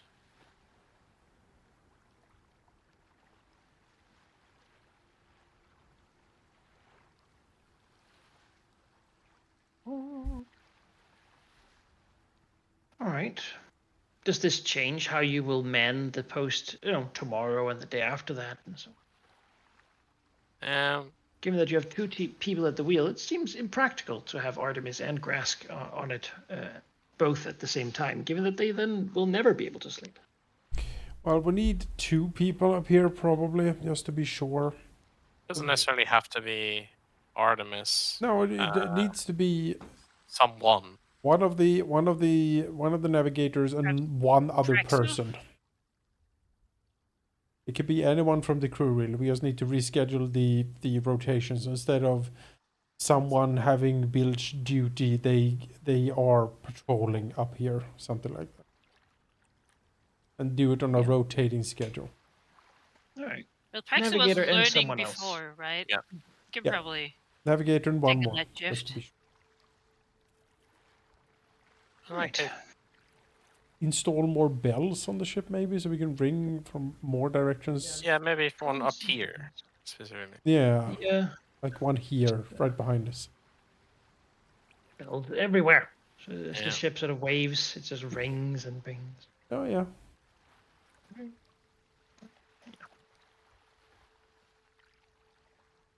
Yeah, well, you can all take a full rest. Right. So that's all good. You know what, Grask, you take a hero point. You've acted well for the crew, befitting your. Thank you. I'm gonna say I have an Station. animal call you can use for calling to arms. The duck thing. Duck friend. Well, I mean, Hear weird ducks actually, sound. I should roll what it is, like whether it's like a moose or like. A moose. You know, for when you need to call on the moose out here in the Dude, shackles. Gabby didn't think about having a useful animal call. She Beast. just it made a funny sound, Yeah. and You've never heard a moose though, so you're gonna assume that it's that it works. random beast template. It's like it's a bunyip, and everyone needs to do a save immediately. Uh, Oh gosh. A bunch of them show up. Yeah, hello. Save against fear. yeah. The shark sound. That's why we have the shark next to us all the time. Actually broadcasting it continuously. Yeah. Just Or you have the hull of a sinking ship. So. yeah. Kind of She's just broadcast. patiently waiting. Judging the ship every now and then. Maybe. Just pushing, knocking about. Yeah. Testing, Bad shark. Send Gabby down in a rope to punch its nose till it leaves. Or that's how you stop sharks. Hope she doesn't get mesmerized. Yes. Gabby, very important. You need to punch the shark, not hug it, alright? I don't know. You know what we should do? Sounds sketchy. We should make a shark cage, hang it off the ship, and have Gabby in so she can watch the sharks from the safety of the cage as we ride along. I mean, if we wait a couple more days, that's basically gonna be the bilges. So Yeah. Yeah.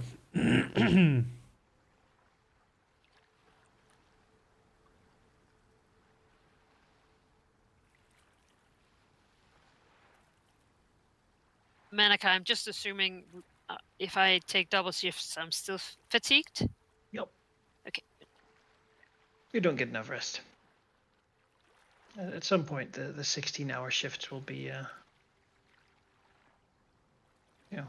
too much for anyone. Or rather, if you can last the 16 hours, you probably just do 18. Yeah, In that some sounds other very ways. Gabby. Doing it.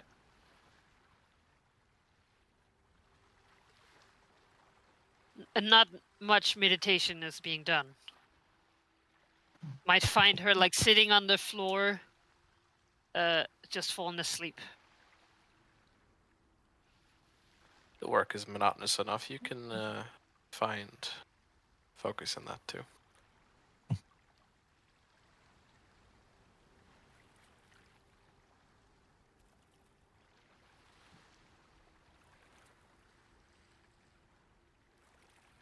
Get some daytime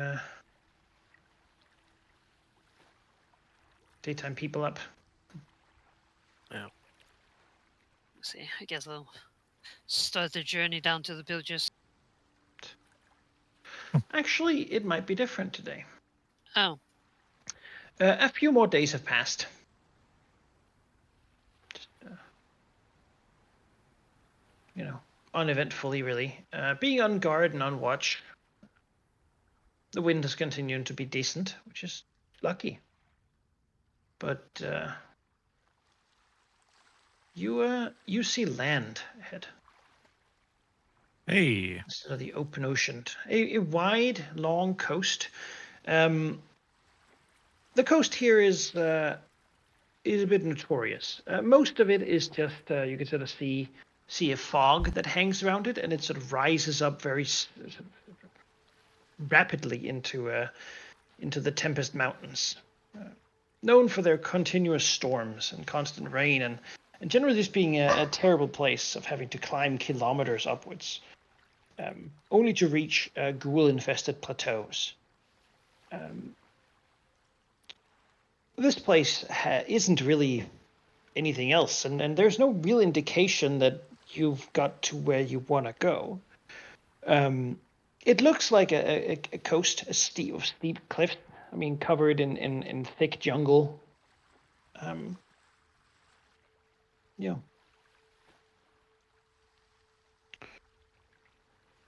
Assuming you call for Ambrose to come explain himself as to why he's led you Yeah, it's astray. like Ambrose. Where do we go? He will come up and go to up here. Oh, excuse me. And he'll say, "Well, the place here we're looking for. It's a bit hidden, you see.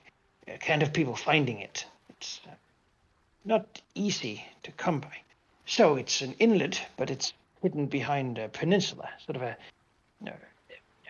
island reaching out like a finger, showing to you from out here just what looks like a continuous coastline. But if we sail close and then around, we will get in behind it, where a safe inlet of a river will allow us to get to Scrapes. Usually, if we are not allowed to approach, they will raise a banner on the bluff. Do we happen to have a spyglass? Grass will hand over spyglass. Keep an eye out for a red or a blue banner. Red means that we are not to approach, that we've been denied for whatever reason. Blue means we should stand by, that there's another customer. And because of how this place works, you're not really supposed to see people coming and going. So it's sort of a come back tomorrow sort of situation. Hopefully we don't, because I don't know that this old girl has much more in her. Yes. What would happen if we approached despite there being a rat panda? Oh, well, they would be very cross with us. I suppose we could try to force them to work for us, but it would be a bad idea. They're, last I was here, they weren't, I mean, I think you could, frankly, we could kill all of them if we wanted to, but we wouldn't really get what we wanted out Who of would do that. the work? Yeah. We would also be rather unpopular with several of the free captains who use the place regularly. No, I don't want to have come that far. I just mean we are actively thinking. Old Raggedy is, well, he wouldn't be afraid to refuse service if you act badly. He's done it before, hence the red flag. All right, let's Can try only to be hope that, polite first, but Can only hope that Harrigan hasn't visited him before. that's a worrisome thought. But we have no choice. Quite right. That's what it boils down to, doesn't it? It's a small place. It's generally expensive to get a ship fixed, but, I'm sure we were left some good covers in this ship. I mean, The time I've been on the Wormwood, we've plundered many a treasure. Surely there's some of that left to fix her up. Looks in the Don't think so. in the stash. Yeah, well, we're not without funds, certainly. And most importantly, we are not out of ideas and tools. Mm-hmm. A few thousand pieces of gold should do it.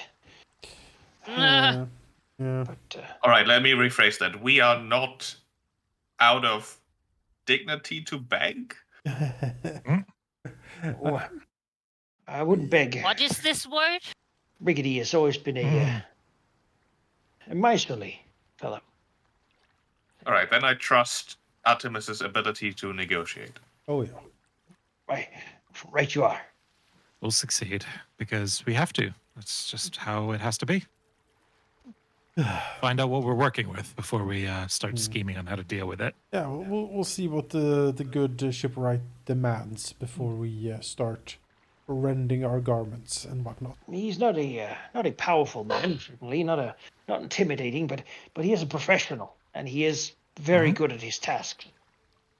Oh, I intend to be nothing but courteous. He's good enough at what he does to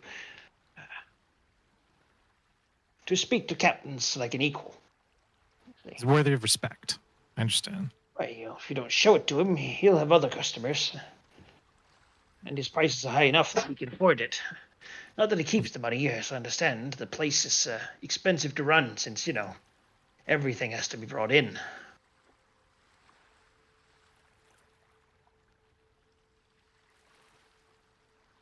Sounds like quite the operation. Well, if we see no banner, we will sail in. Once they see us, they should already have sent a boat out to come. He'll come aboard and inspect the ship, give us a price and a time frame, and then if we can pay it, we'll be asked to dock. And, they'll pull it up and do what they can. All right.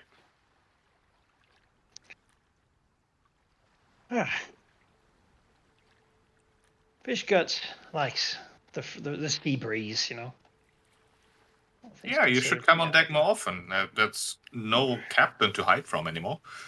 I suppose that's true. You got news out of my old sea map. Oh yes, it's great. If you have any questions about it, I used to illustrate it, and I'll always be happy to help. So we'll have questions eventually, assuming we have a functioning ship. And a request for the future. If at some point we could find some spices somewhere, well, we could, I have a few recipes I haven't made in decades. Maybe it's Decades. be good to try again. There's Oh, that. certainly. Make that- sure to make a list. There's that really old spice jar in your grandma's, cupboard. Best before 1973, something like that. Yeah, The That might be the the saddest thing I've wormwood ever heard. supplies have always been, pretty meager, except for what the captain liked. The captain liked roast pork, so Alright. there's been a lot for this. I mean, he's classically trained chef. Yes. He's not had a lot to work with. Not a lot of souffles or Taldor, was omelettes or it? anything. Yeah, Talbot. Yeah, there's a lot of souffles and onion soups and stuff like Famous that. fish sauce. And, Yeah. I'm getting pastas so and hungry stuff. this session. Bouillabaisse. Just you'd like to make some of that, but We really will. what we've got here. Yeah, we'll definitely keep an eye out. Because I think everyone benefits from good food. Mm-hmm. And I mean, every island's got its Around. specialty, right? Yeah. Absolutely. Let's see what what's it called? Death Island or whatever we're going to has for speciality. Well, it's the mainland, right? This is like the Death Island. this Yes, it's the mainland. yeah, this is part Rickety of the squids. Mwangi Expanse, kinda. Um, Is Mwangi south of yeah, here? I forget the the world northern map itself. coast. The Mwangi is basically further inland. Yeah. There are some waterways and rivers that connect. Certainly, if you go down to Blood Cove, is one of the places that has a waterway that connects inland to the Monkey Expanse. But here, there's actually several layers of highland before you get into the jungle, sort of Caldera. All right, It well, the jungle is low laying, and there's basically a screening here that keeps all the horrors of the shackles well away. Some even say that there's a whole dwarven civilization up on top of those hills that sort of never really gets out, except for the rare ship sailing through some sort of hidden cave passage. that's just old wives' tale superstition. You know, I Because heard there's cloud dragons in there. yeah, There it is. some It's called say. the Turwa Uplands. All right. Well, I'm sure the uplands That's have fun. all manner of wonderful natural spices. Oh yes, sir. Actually, some years ago there were some people. Pathfinder Society looking to organize an expedition to a place called the Temple of the Ravenous Moon. Oh, No one heard from them again, but yeah. grand promises of treasure and Mm-hmm. well. Anyway, this is the Slithering Coast. Ah, Just of course. a rather inhospitable place too. Safe enough land, but there's little to come here for.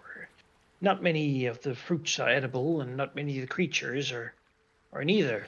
Uh, It's got some quality lumber, and some people have tried to settle here, but even local settlements or native settlements are few and far between. It's just not a very good place to live, you see. Constant rains, storm floods, and So more likely to just be wake up in the water at some point. is there a way for us to write on this map? Because I would add Slithering Coast and Squibs Harbor here if I could. Bonewrecker Isle. Yeah, Bone Wrecker I'm sure Isle. there's a module that would let us put down markers, but I don't know. That'd be fun. For now, I can probably. Just so we mark where we have been, so we roughly know. Yeah. Even just something that lets that text function be available to the players would be amazing. I'll research modules for next time. Rickety Squib. There you go. Does that help? Yeah, Rickety Squib. Where would do we know where Bone Rack Isle is on this map then? Yeah. It's actually Just, outside like, of the map by a south? bit, All right, but that way. all right, that way. I'll mark a few other things you'd know where are. Yeah. Obvious. Go. Thank you. You know what this is. Alright. Rask would know this. Peril, where we will sit on a throne made by the skulls of our enemies. Okay. Mm. Sandara's home port. Hello. Group. Strain partially in there. I heard stories of Gwent.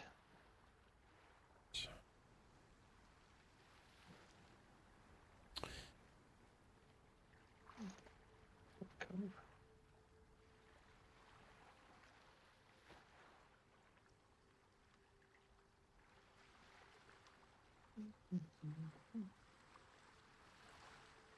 Inchport.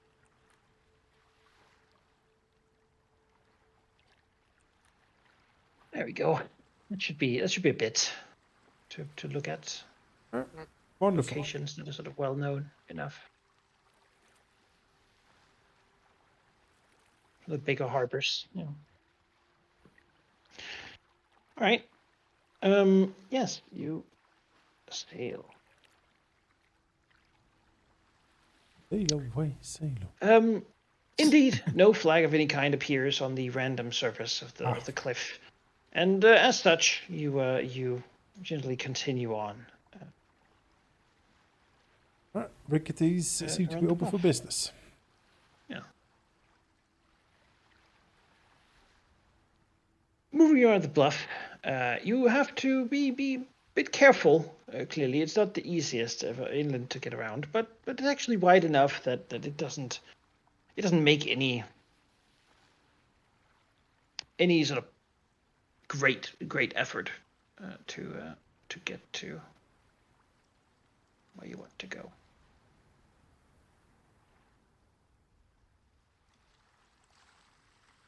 Can I?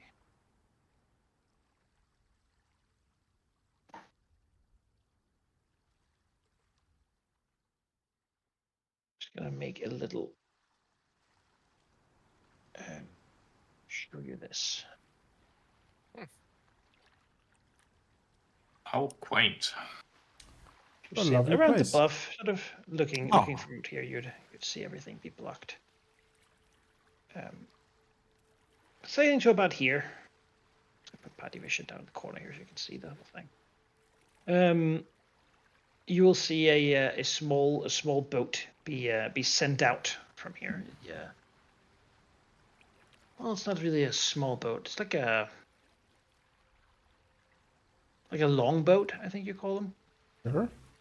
Not quite a Viking ship, but certainly long enough to have a good 8 oarsmen row it towards you. More of a river boat than a Yeah. ocean vessel. Yeah. You wouldn't go in the ocean with it, certainly. Some like galleon-sized ships would have something like this, Right. like on them, like a larger boat. A galleon, can you imagine? Yeah. I could be admiral in. Yes. Just want to say the word broadside. Just Yeah, exactly. Your rise has been comparatively meteoric, Artemis, but maybe it's time to get a functioning ship first before thinking about multiple. Artemis like gets jerked out of the daydreams. Like oh right, this old scow.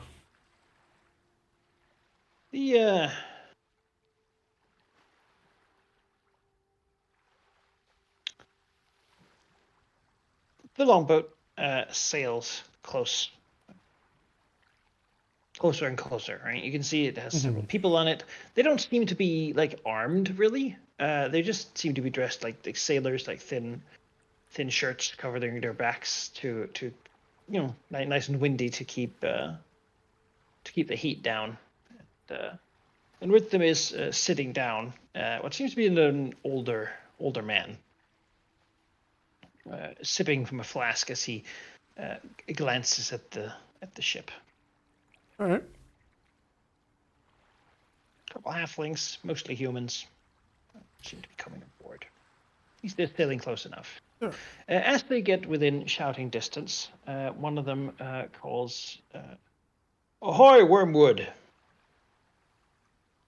Artemis will move to the railing wherever they're coming from to look over, and he will say, "Ahoy there! We sail for Rickety Squibs in need of repairs and a safe port to do some resupplying, if possible." "We'd like to come aboard." Looks around, nods, and says, "Certainly." Calls down to the others, "Prepare to be boarded." Yep. As now we raid Rickety Squibs. Coming aboard, indeed, is a couple of sailors. I haven't put tokens down for them. There's no reason to really. But beyond them is indeed an older man. He's barely got his teeth. His skin is marked by years of age, and certainly he walks with the gait of someone who grew up on a ship. But he probably doesn't spend most of his time on one anymore.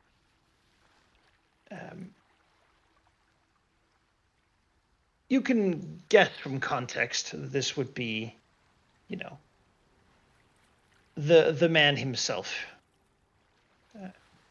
Riggedis, Squib, or Hake, depending on who asks and who what people just decide to call him. All right. Mr. Squib. Yeah. As he comes aboard, looking around at the lot of you, frowning slightly at your condition. Being tired and haggard. Yes. Well, seems like you've had quite an ordeal. Master, My sailing. Master Squibs, yes. It has been a series of unfortunate events which has led us to your doorstep, so to speak. We would inquire to you about services to service us, and, well, if the ship can be saved or do anything for her, then we would like to discuss that option. Yeah. The old man sort of stretches his back slightly, as if it aches clearly. Probably perpetual ache. Though it doesn't seem to stop him from doing his job, it just makes it less comfortable. Well, I suppose we'll take a look at her. Yeah. Seems all right though. Just you took this, then. You're looking for a squipping or a repair job. A squibbing being a renaming, I take it. Just removing all the signatures, make sure whoever you took this from can't recognize it. And whoever comes looking for it can't find it. You have the right of it, Master Squib. We are looking for a he does a little circling motion with his finger. A squibbing, yes. What? Isn't it repair we're wanting? Gabby, please. I think. I was gonna say.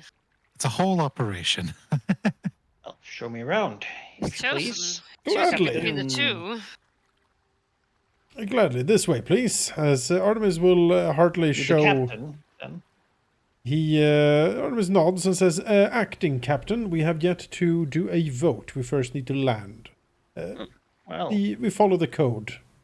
He smiles. so what exactly happened with this ship? As far as I was aware, it was under someone who isn't you. Hence why we're here. The story of the Wormwood's change of ownership is a long and troubled one, to be sure.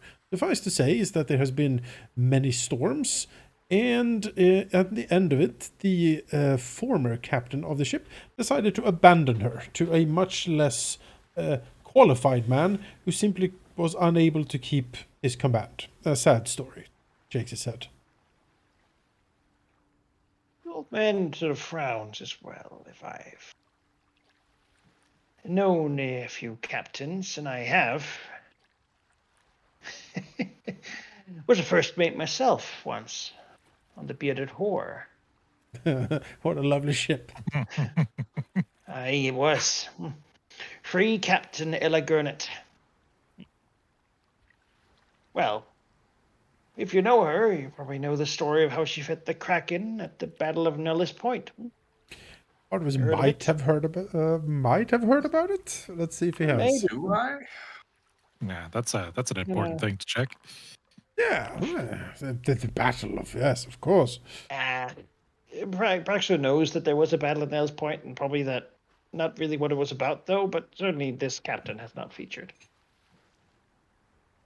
Hey, quite famous he was. Perhaps not famous enough, you'd think, to have made the story.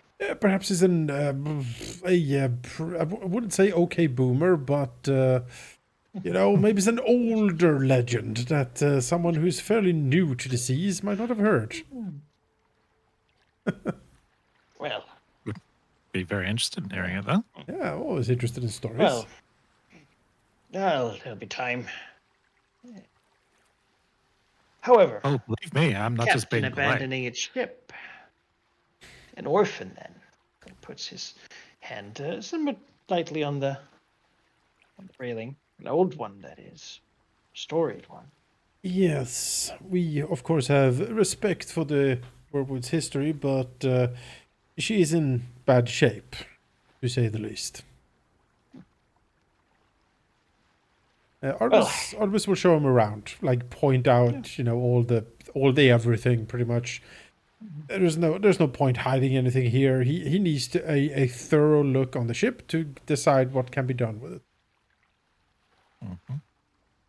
As you get down to the deck and sort of the lower decks, and perhaps discuss the problems with the hull. Yeah, it leaks. He'll stop close to it and sort of begin pushing at it, knocking at it, and prodding at it.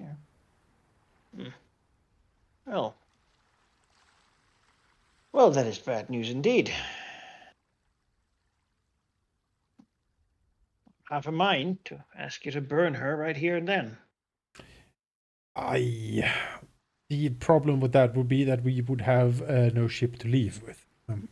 Yes, got hull worms. Yes. Can't let her dock. They don't like the salt water, you see, but the river inlet is brackish enough that they might spread and, well, make my business completely gone overnight. Oh. Artemis looks at the ship like, if it wasn't cursed enough, now it can't dock. Oh boy. It's sad to say, don't think you'll get much out of repairing it, Master Keen. Strokes his shin. Captain Keen. However, pause slightly. By chance related... no, never mind. Too many Keens around. He smiles slightly. I do believe that... I am related to... what was my aunt's first name again? I need to write this down. Gemma, that's the thing. I should have this in my notes. Iron Claw or something. Gemma. I remember there being a Crimson Claw. Always risky to what? Crimson Claw, wasn't that her? Oh, Red Claw. It's always hard to name drop when you don't remember. Yeah. Gemma Red Claw. Yeah. Is it? Well. Well, that certainly speaks in your favor. Still, Master Keen, if you go sailing the brackish waters of the southern coast or the river by Blood Cove, you have to make sure your hull is thoroughly copper-plated. Otherwise, these things will get in there and, well, wait too long flushing them out, and it'll be too late. A quick sail through you should be able to do. They will only touch the outer hull and be washed out by the salt, but if you stay there for as long as you have, well... He shakes his head. You've done damage to the ship that is frankly grotesque. Yeah, grotesque is the way I would describe it too, yes. A full copper plating, that sounds extensive. Yes, expensive. But it's too late now. You'd have to replace the entire hull, which means that really what we'd be doing is build a new ship and take some of the things that are still usable for this one, put it on there. New mast, likely. Mr. Scribbs, this goes all the way down. You are a man of considerable expertise and experience. I would believe you on your word that this ship might be better off sunk. I will be perfectly honest here. Many of us have served in this ship for a while, but I will say that none of us have much of a fondness for it. Is there an option you can offer us? If we can't dock it, and the only way to repair is a full switching out, it sounds to me like getting a completely new ship might be the better option. Sort of looks him up and down, trying to read his general demeanor here. Yeah, all right. Give him a perception check from him. Let's see what he's thinking.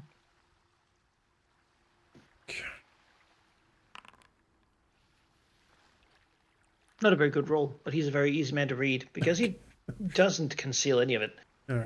He is a bit, a little bit shook by this thing being so close to his wharf. He's like, probably thought what if he had checked it less thoroughly, or you had hidden this information? Yeah. What that would have meant. So he's happy that you were upfront about it, this problem, and he's being upfront too. He seems to be a man who appreciates people not trying to run around corners with him. I like this guy. He is, you know, he seems to be honest with you. He's not trying to sell you much. It seems like he lives comfortably enough and is really old enough that he doesn't like this. What he does here is a way of life more than it is something he does to get rich ever. Yeah. Does that make sense? He's not Yeah. super financially motivated. Yeah, it's what he does. He's a passionate soul. He likes ships and he repairs likes them. ships, and he likes to make them, and he puts an honor in his craft. Perfect. I like this guy. As they well, the ship can be anchored here for the time being, if nothing else. You can come with me to the mainland. The boat should carry you and the crew, if you wish. I have supplies to sell. I have beds if you need them. I don't have an extra ship laying around, though. Don't build them from fresh. Don't have the materials for it. For that, the nearest place would be Blood Cove. But even then, he looks at Artemis. I don't know if you're quite ready for that place, Master Keen. No offense, I did you. You seem a bit green still, and there are many people there who would, try to swindle you, and if that failed, simply shank you and take whatever they want. Mrs. Squibbs, Which, if you were lucky, would be limited to your worldly goods and not your organs as well. Well, your advice is greatly appreciated. No, I believe our plan, if we can get a ship capable of actually carrying us and not sinking immediately, would be to apply the trade here in the Fever Sea for to gain some experience, as you say. It's perhaps we might have to move her a bit closer, though. Make room if someone else comes up. In fact, as for supplies and perhaps a bit of a favor, I do have something you could help me with. Well, even though that we are inexperienced, our crew is filled with ambition and gusto. I am sure that we can come to an agreement here. No, tell you what then. Here's an offer for you, Mr. Keen. Like you, I think you might have what it takes. If this ship was in slightly better condition, I might even offer you to do it as a loan and have you pay it off once you ply your trade properly. I do think you have what it takes. Except for a ship. Miles, we have been involved in at least 2 successful boardings so far. I'll tell you what. You come aboard with me, I'll give you and your crew good meals and a place to sleep that doesn't move. And perhaps you won't look as haggard at the end of it. Beyond that, we'll let this old girl lay at anchor until I figure out what to do with her. And worst comes to worst, Artemis, I'll buy some pieces off of you. Cut off what we can use, and if we must consign the whole to the sea, well, you won't leave here empty-handed. In the meantime, when you arrived, I would have liked to be ready with a boat, but it seems that my lookout has stopped responding. Gestures to the hill. I would ordinarily get a signal flag, but perhaps you would do me the day trek and get up there and see if something's happened to him. He usually checks in once a week. Right. Master Squibs, I believe we have an accord. Supply my crew with rest and recuperation, and we shall be happy to investigate this missing outlook for you. And as for taking off a few pieces of this here, girl.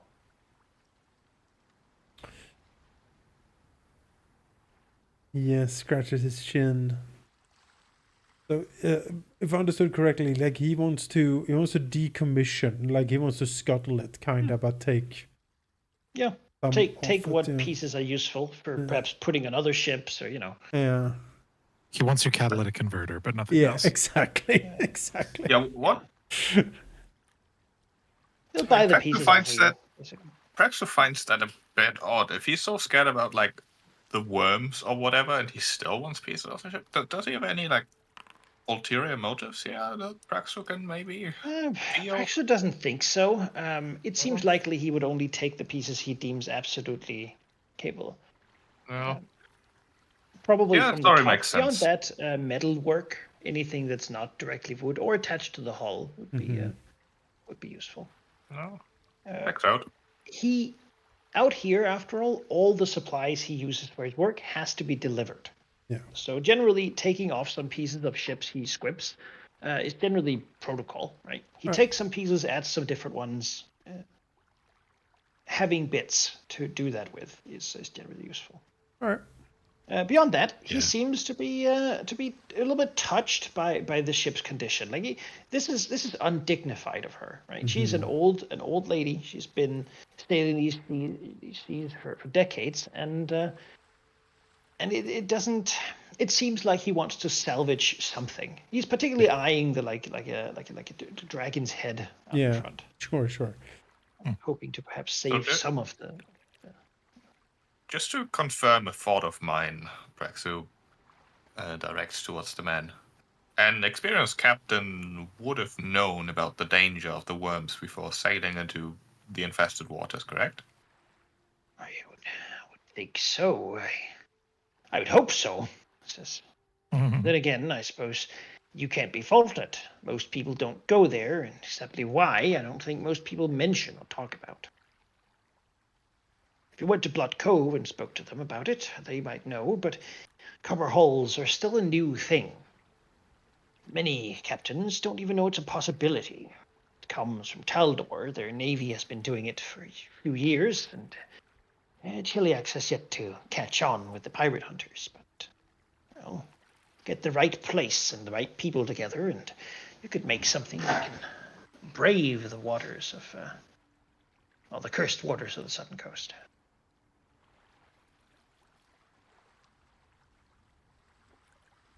I believe we can agree to this arrangement. What was that about a loan?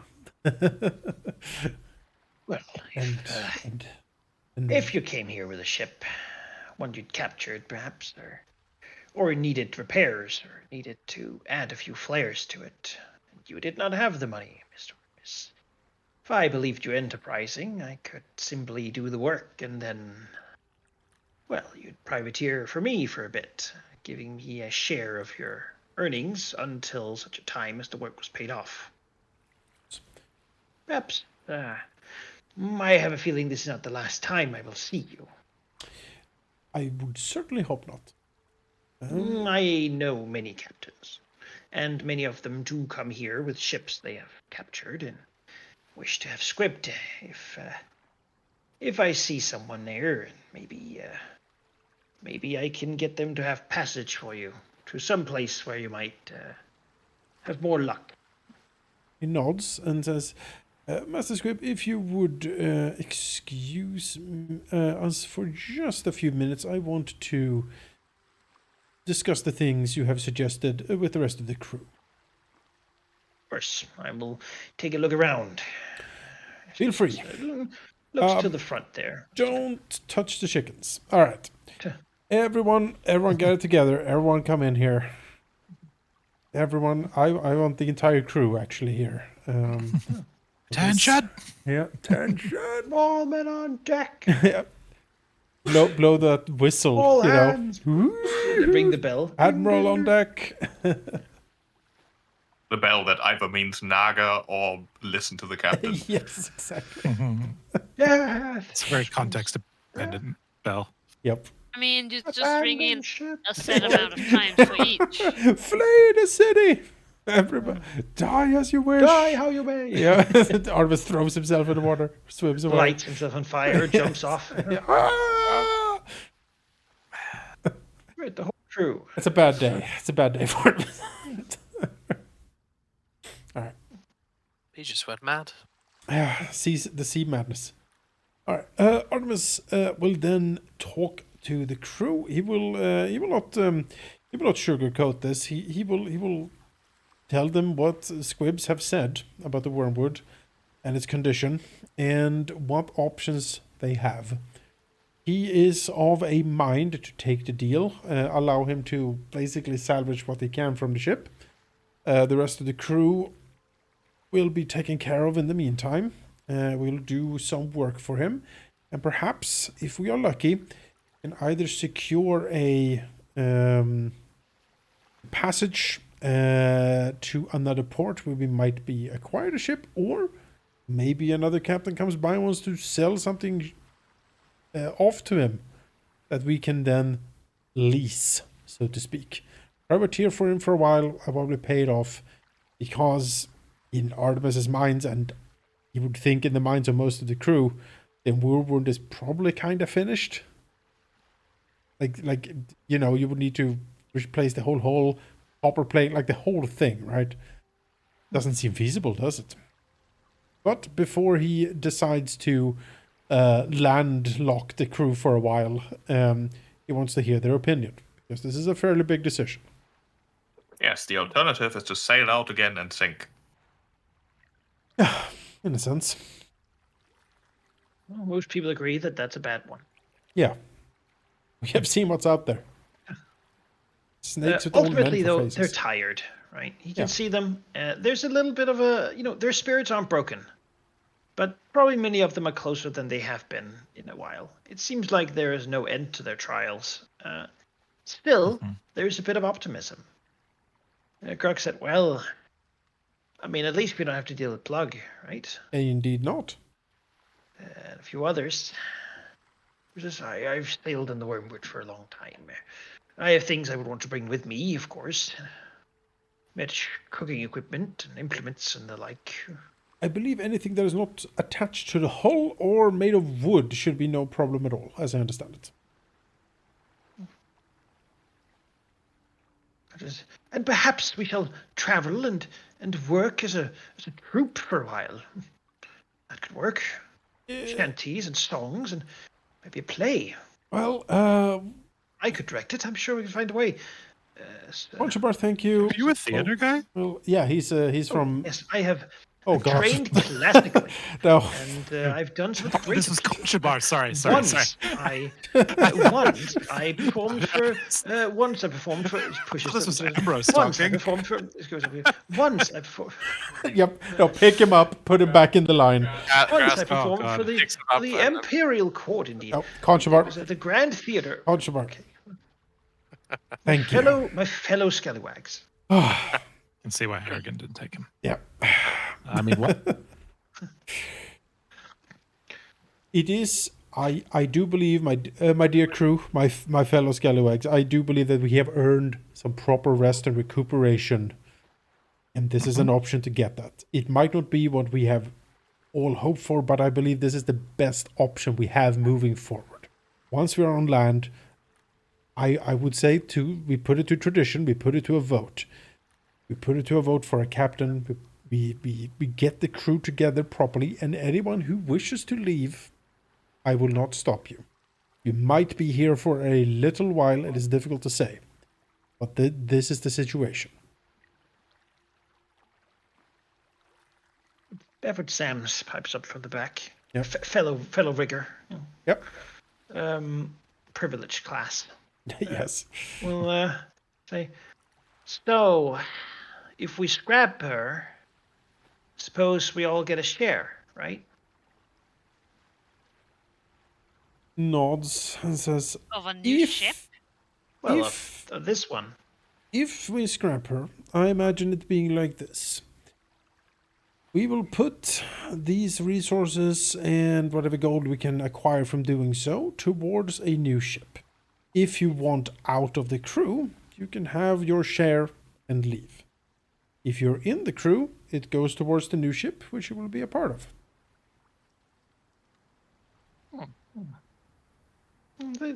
People nod. It is customary, Tilly Bracken will add.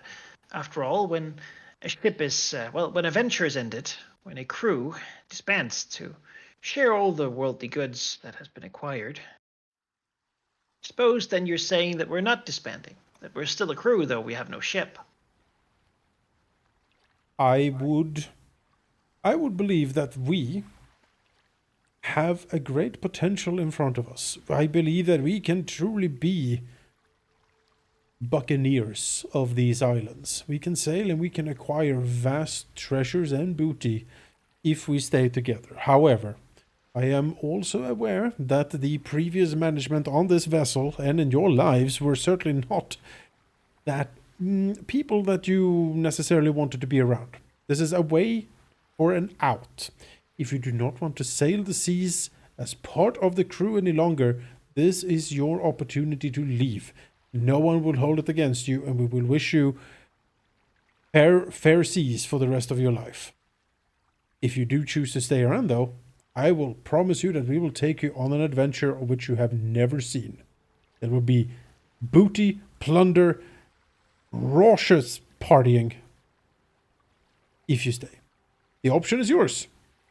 That is the freedom I believe in. You choose for yourselves. Yeah, diplomacy check. Thank you.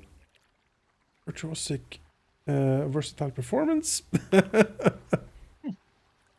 Well, there's generally some nodding. Well, kind of just, I mean, can it get any worse? I don't have high hopes for this whole venture. I think, honestly, probably a mistake to even consider it, but what's the alternative, right? Become a settler on the Gold Coast? Always dour. yes, certainly. Rosie begins with a long list of expletives, ending with, I'm in. Hey. You son of a few people. Yep. I'm in. Yeah. Basically. We're family friendly here, guys. Yeah. As, Badger like facing Gabby and just frowns at the curses. Like even she thinks it's a bit much. Some of the things that Rosie says. He's offended on behalf of some of the people included in that line of. Some of the heritages that are besmirched. Yeah, just all the professions. Yeah. People's mothers. Yeah. It's he wouldn't want to be, like. Rosie's cursing is to the point where people feel bad for associating sometimes. Yeah, no. Yeah. But she doesn't seem to mean anything by it. It's just the way she talks. Yeah, sometimes she even falls over into Goblin just to continue. I know. There's some good the ones. horrid things. Like she's the kind of person who might call someone Longshanks as like a lovable. Wow. Term of affection. Wow. Well. It's a lot better than dog turd. That's not a good. We don't have a sensitivity officer currently employed, so we'll let that slide. Human resources mean something different on the sea. Yeah, it does.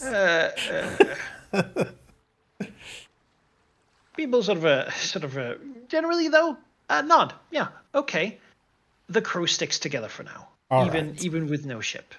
Excellent. Just, I suppose if we're lucky, we might be able to salvage the rowboat. I mean, that's something. Yes, we do little dinghy raids.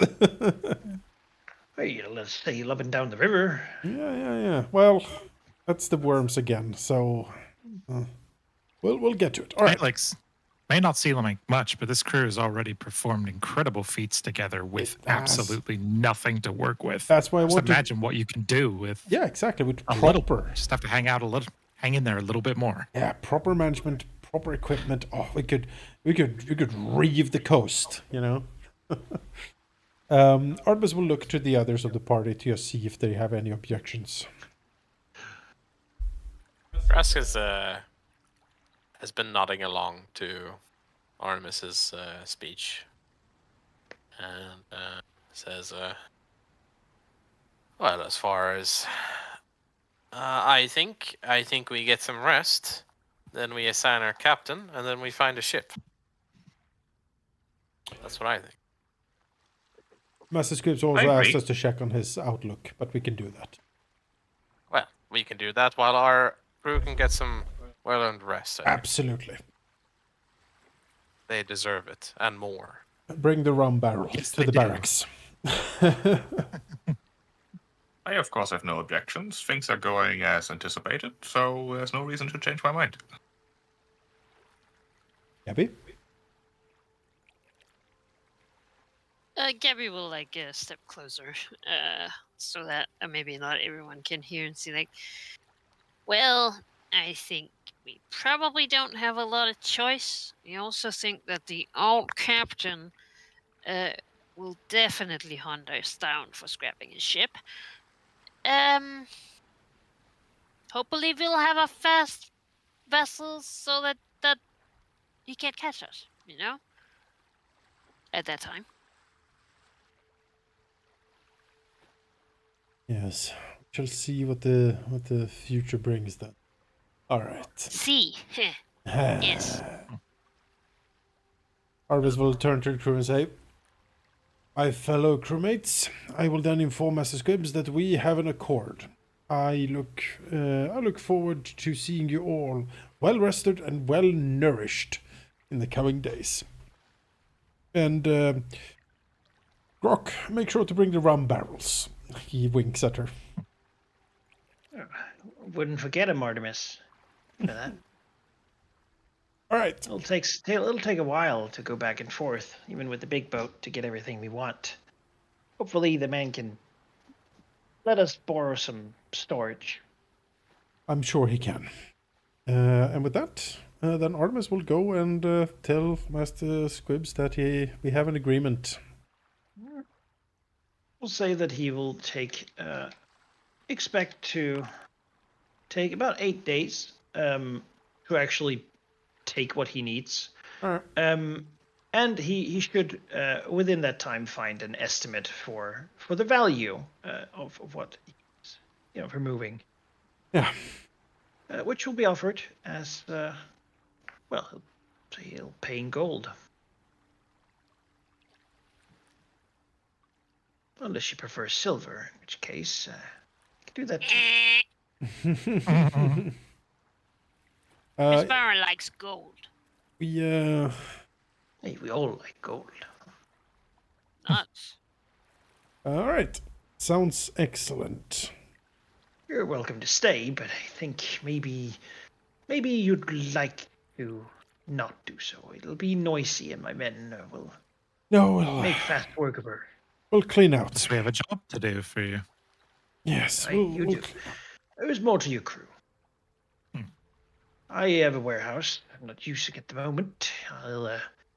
You can put your affairs in there. If you end up leaving them, I will keep them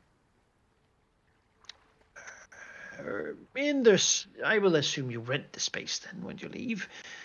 You can come fetch it by paying the price of it. That seems fair. Seems reasonable. Yes, very fair. Very fair, Master Squibbs. If it takes a year or more before I hear from you, then I'll begin selling off a piece or two to pay off the rent.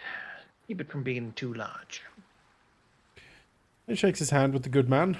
What a fine fellow of entrepreneurial capitalism on the high seas. Oh.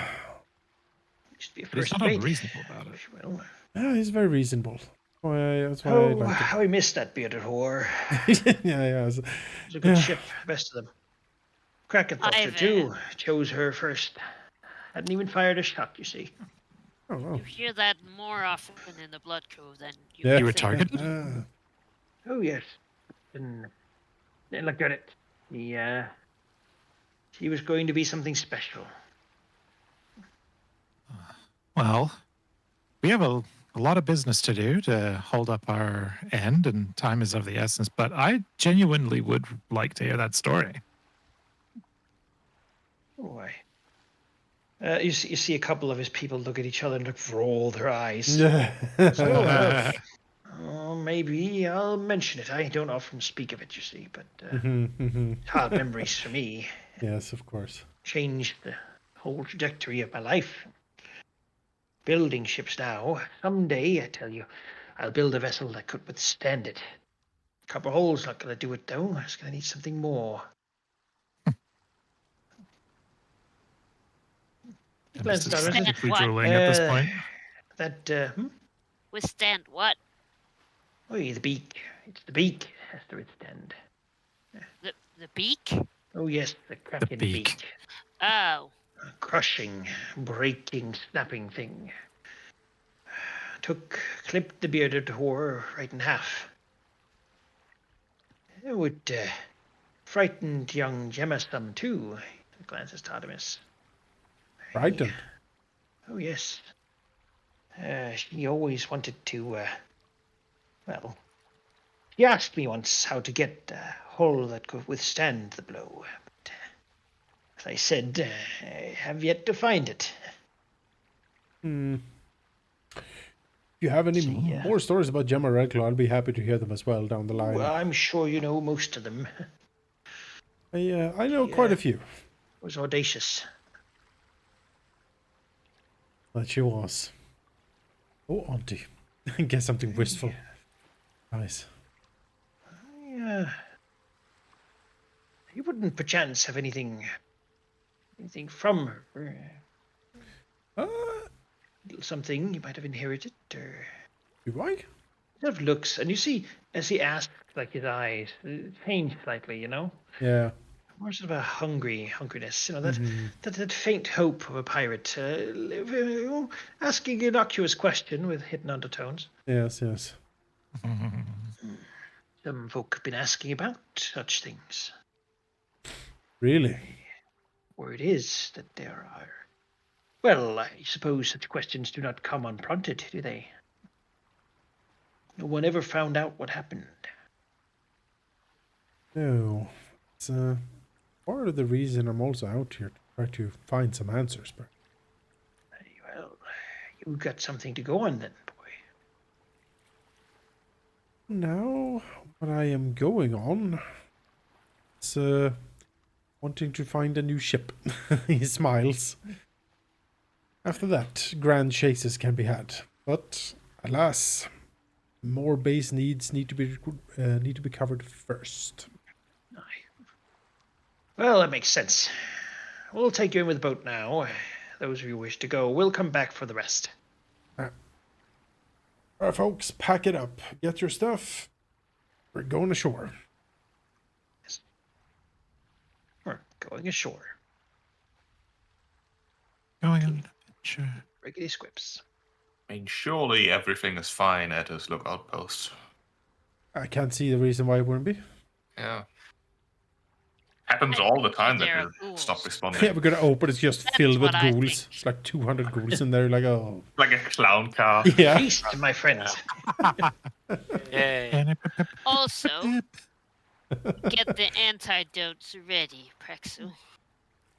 Oh, I have them. It's just I usually I swear, every time we go on land, it's a new disease. Yeah, more often than you would think. Well, it's called the Fever Coast, I guess, but I Put feel you like down it's here. not Guess we know just why. fevers. Like it's not The- very precise. Outpost here is not overly massive.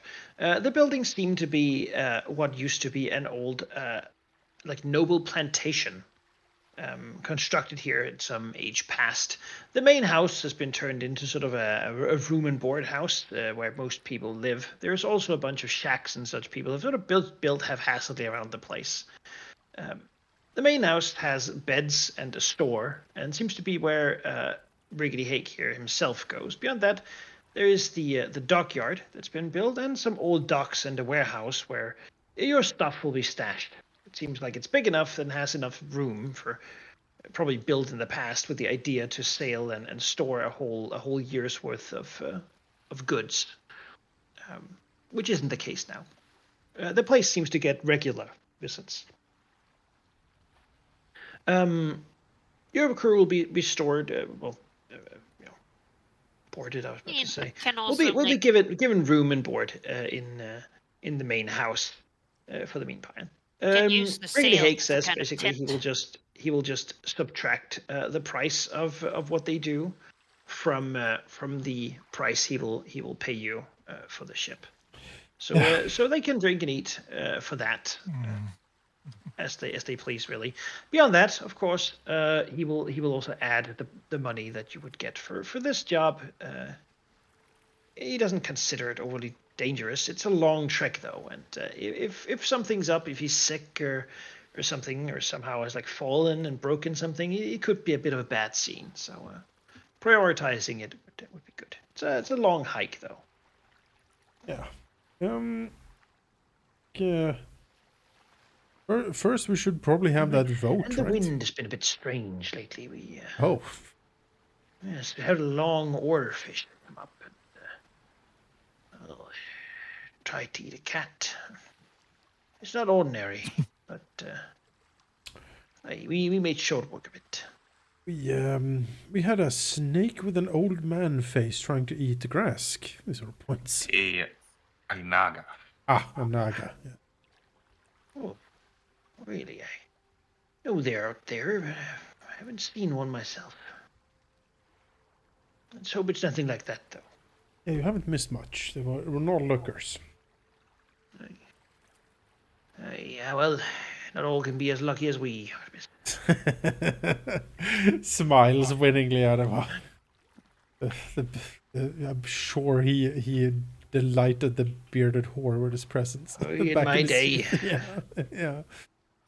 His many conquests in Blood Cove and whatnot.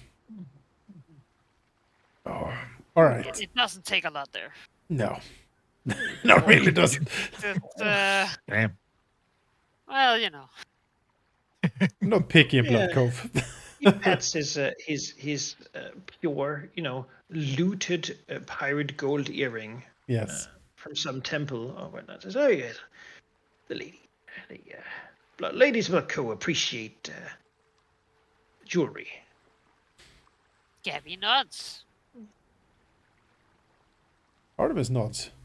I mean, what's more beautiful than a promise of never having to work again? I think the order of business now is that we let everyone have a rest to recuperate and not be like fatigued and starving.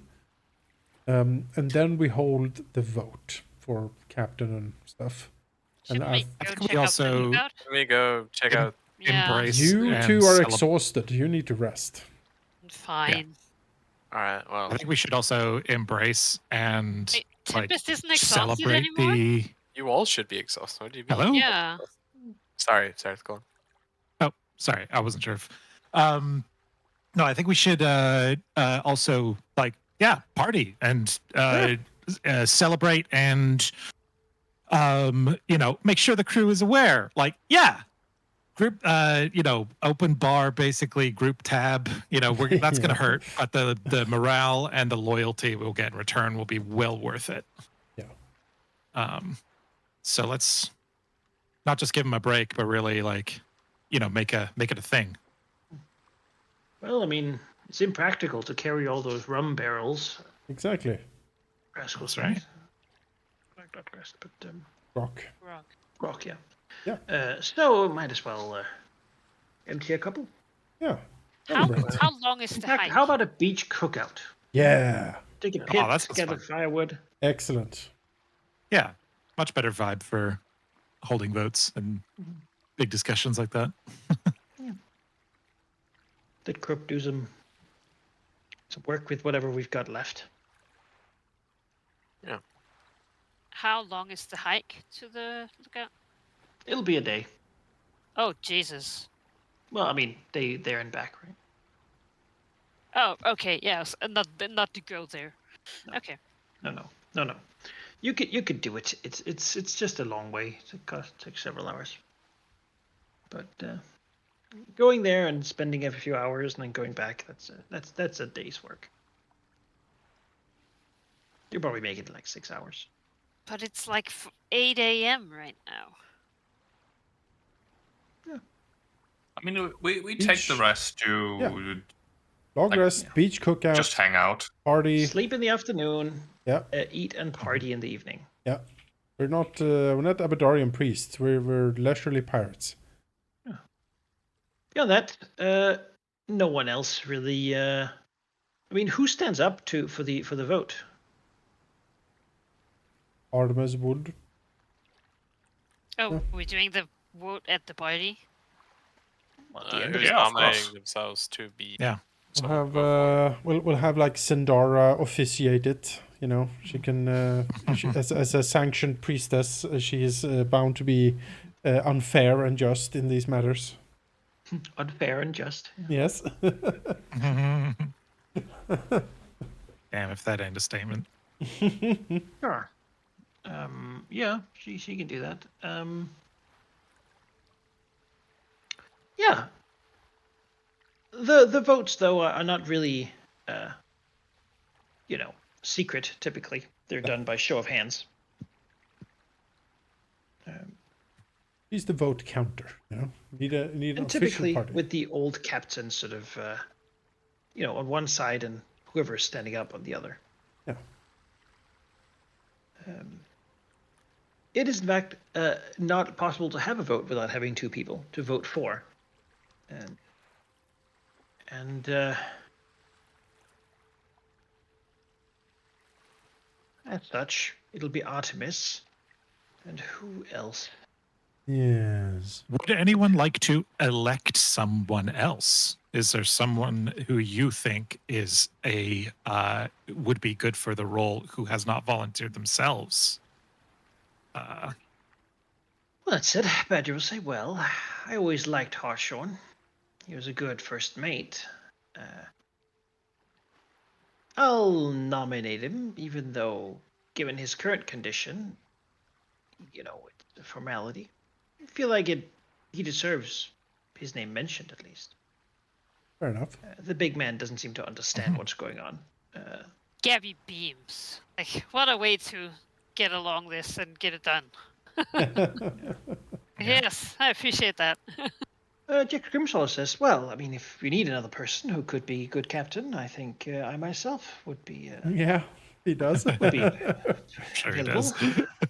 does. as all the people who he has played with in the past glare at him Yes.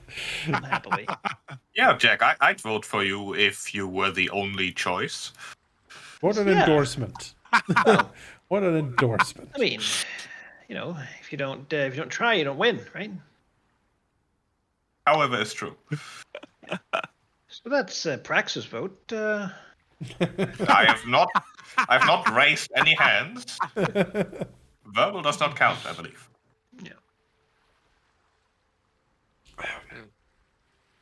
Badger shrugs. Just still, I'll still stand for Hartshorn, just because he should be there. I mean, I guess that makes 3. Yeah. All right. And none of the rest of you are contesting Artemis's claim. No. Contesting a person who likes to talk and has a high charisma score? No. I will not.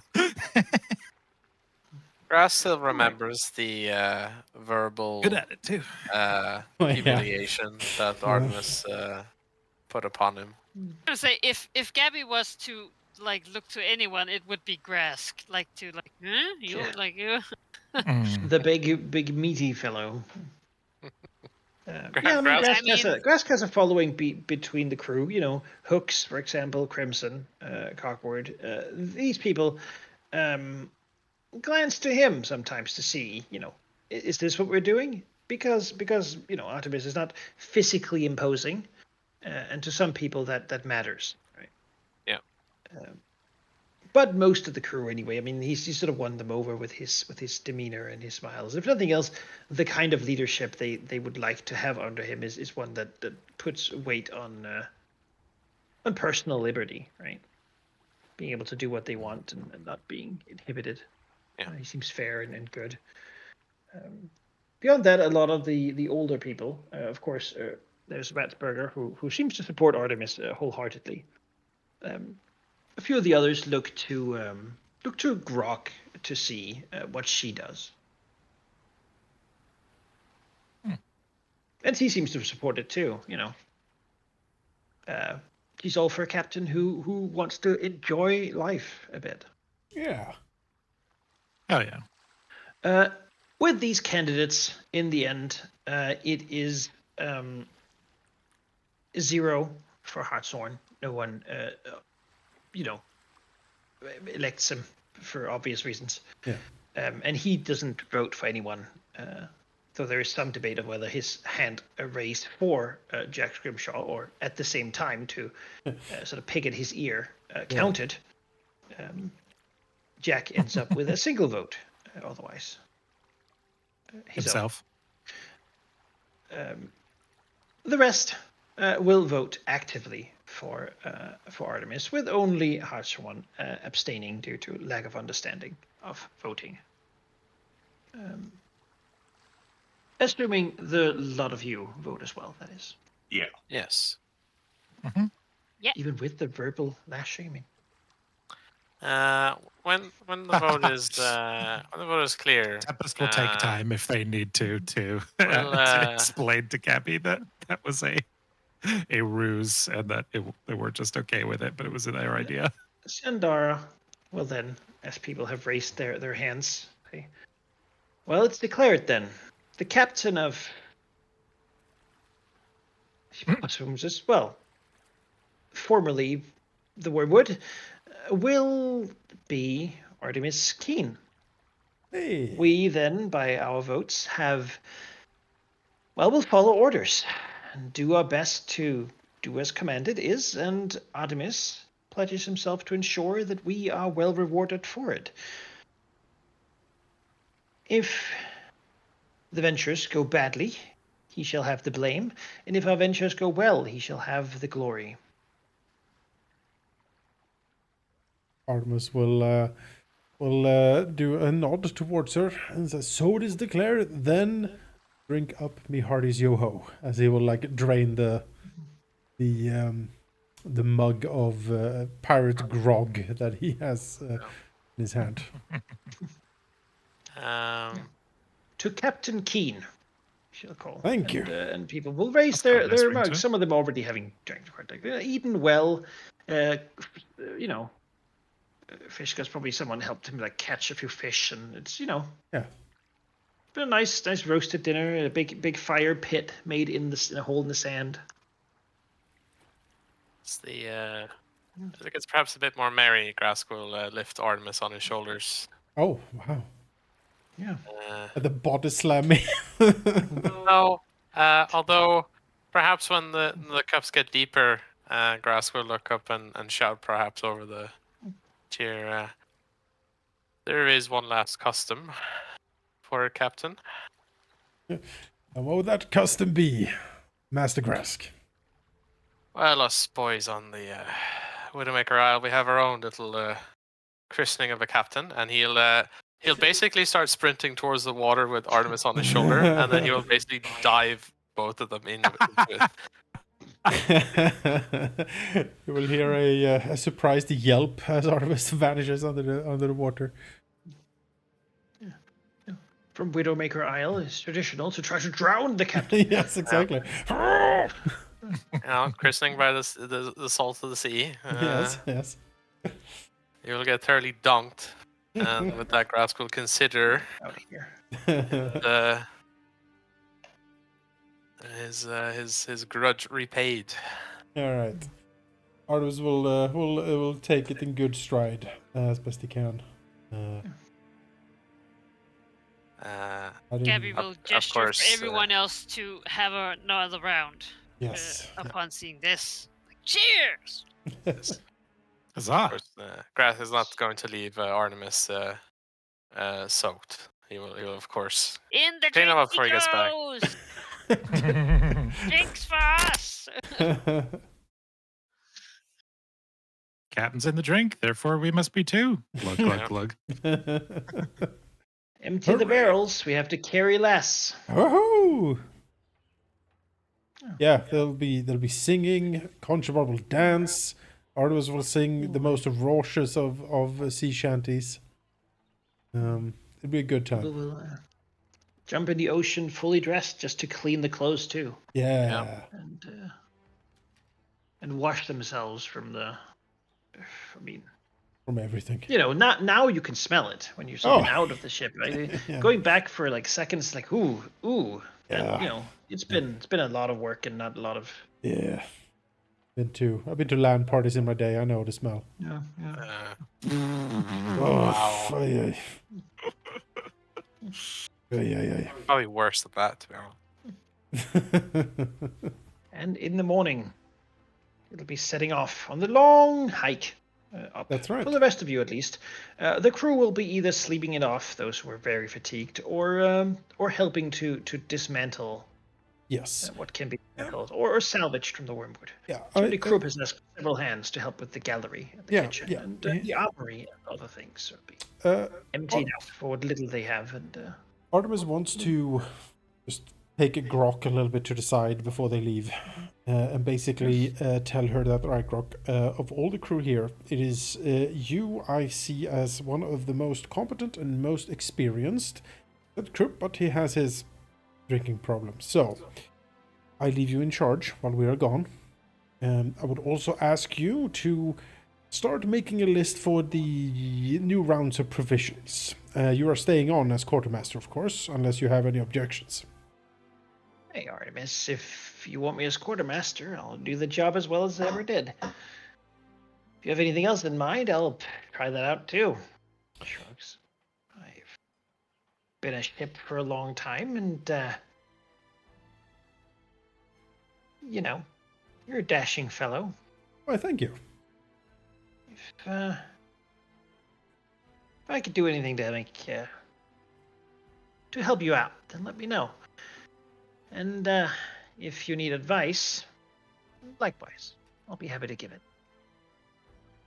I can manage these people, and even if you don't return, I'm sure we can find a way to push ahead. Excellent. That is exactly what I want to hear. Well, welcome back into the officers' quarter, Grok. I am sure we will have many fruitful discussions. Now, I leave all of these half-drunk idiots and scallywags in your careful care, and if we are not back within a week, assume that we're dead, I suppose. Now then, as he will put the hat on, make sure it is at the angle. So drunk people, the key is to drink enough to become functional. There you go. And then he will join the party as we will trek towards the mysterious outpost. Yes. Yeah. However, it's 11, so I suppose. Someone has to go now. Go half, but yeah.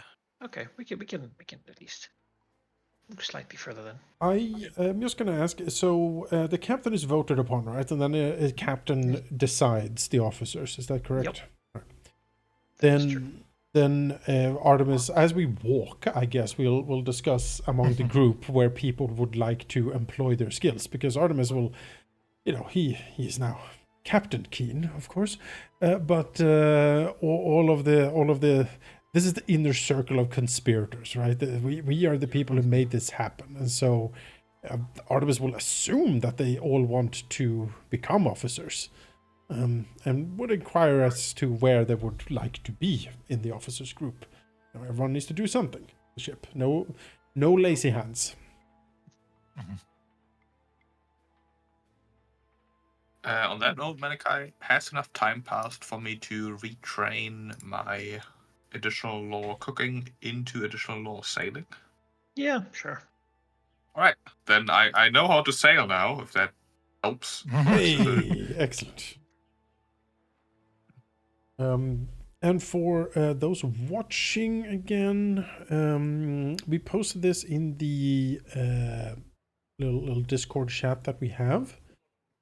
There are several, as I understand it, officer positions on the ship, right, Manikai? I mean, yeah, there's many positions. Yes. You can really, I mean, as captain, you can really name any type of. I mean, you could be like, you are the master of the Sure. waves. You Sure. look at water. You know, it's sort of up to you. Your job as captain is the most dangerous one of all, because it's your responsibility to do things that makes the crew get paid. Ultimately, that's what the captain's for.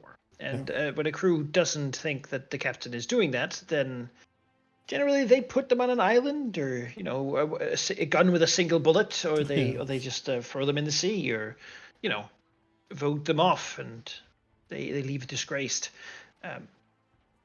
Captains generally don't die well in the Shackles, unless they live long enough to retire and make their crew rich, in which case, I mean, that's the whole point, right? Yeah, exactly. Yes. Many captains, of course, keep for that reason, keep a good jinx eater who can make sure that bad luck isn't the cause for bad events. Of course. We have that sorted. It has been well known that if a captain with a jinx eater has really bad luck, well, then the jinx eater must be sabotaging them, and then he is the one to be blamed for the This is excellent. Yes. for the bad affairs of the captains. Can't help if the jinx eater doesn't want to eat the bad luck, then you can't do anything about it. So. But beyond that, the captain usually takes the thing. Then, thus, he has pretty free reins as long as the results show. Yeah. We have the roles I had noted down was bosun, captain, cook, first mate, master gunner, musician, navigator, quartermaster, sailing master, shipwright, and surgeon. We discussed a little bit back and forth here, but maybe it's starting to be time for us to actually formalize where people want to be on this. Well, given that we only have 20 minutes or so before Valky has to leave, I think that's a great thing to spend our time discussing for the rest of the session. All right. I wrote down some suggestions, and then there was some talking back and forth. So maybe I'll post it again here and just update as we talk a little bit back and forth what people want. If you have questions, you can ask me. Of course, many of these subsystems we'll get more into when they become sort of mechanically relevant. When we have a ship, yes. But for starters, yeah. Yeah, my preferences are pretty clear for me, I think. I think Sailing Master would make sense. But I'm also eyeing towards a first mate position. Primarily because I have a very wide set of skills, but primarily really because I like to be important. That's literally the only reason. It's like, oh, that's an important position. I like that. I wouldn't certainly have nothing against it. What I'm thinking is that some of these might be crucial, and if you can't, like a first mate might be able to be vacant without any severe penalties, while a sailing master might not. Yeah, with a crew as small as ours, I think a vacant first mate position makes sense. For example, I would be perfectly happy with being sailing master now until such a time that we feel like we have someone else who can do it. And we have enough crew in general that a first mate actually has enough responsibilities to do. So I'll ask Manikai then, is there any penalty for having the first mate vacant? The first mate's benefit is that the crew's morale is higher than it would be without. Crew morale will be tested several times. Like if you give the crew an order that is harsh, if you tell them to do double shifts or something like that, they have to do a morale check to see if they get more sort of if the general mood changes. Sure. The That's a first very mate makes important all thing to those maintain. easier Yeah. to do. Right. So there's generally none of these have a penalty for not having them beyond the loss of the benefit of having them. What would be the penalty for not having a sailing master then, so to speak? Right. Yeah. Can we get a list? What are the benefits? of Immobility. Immobility, because that's The sailing that's the master is. I mean, one, you have to have someone sailing the ship, otherwise it doesn't move.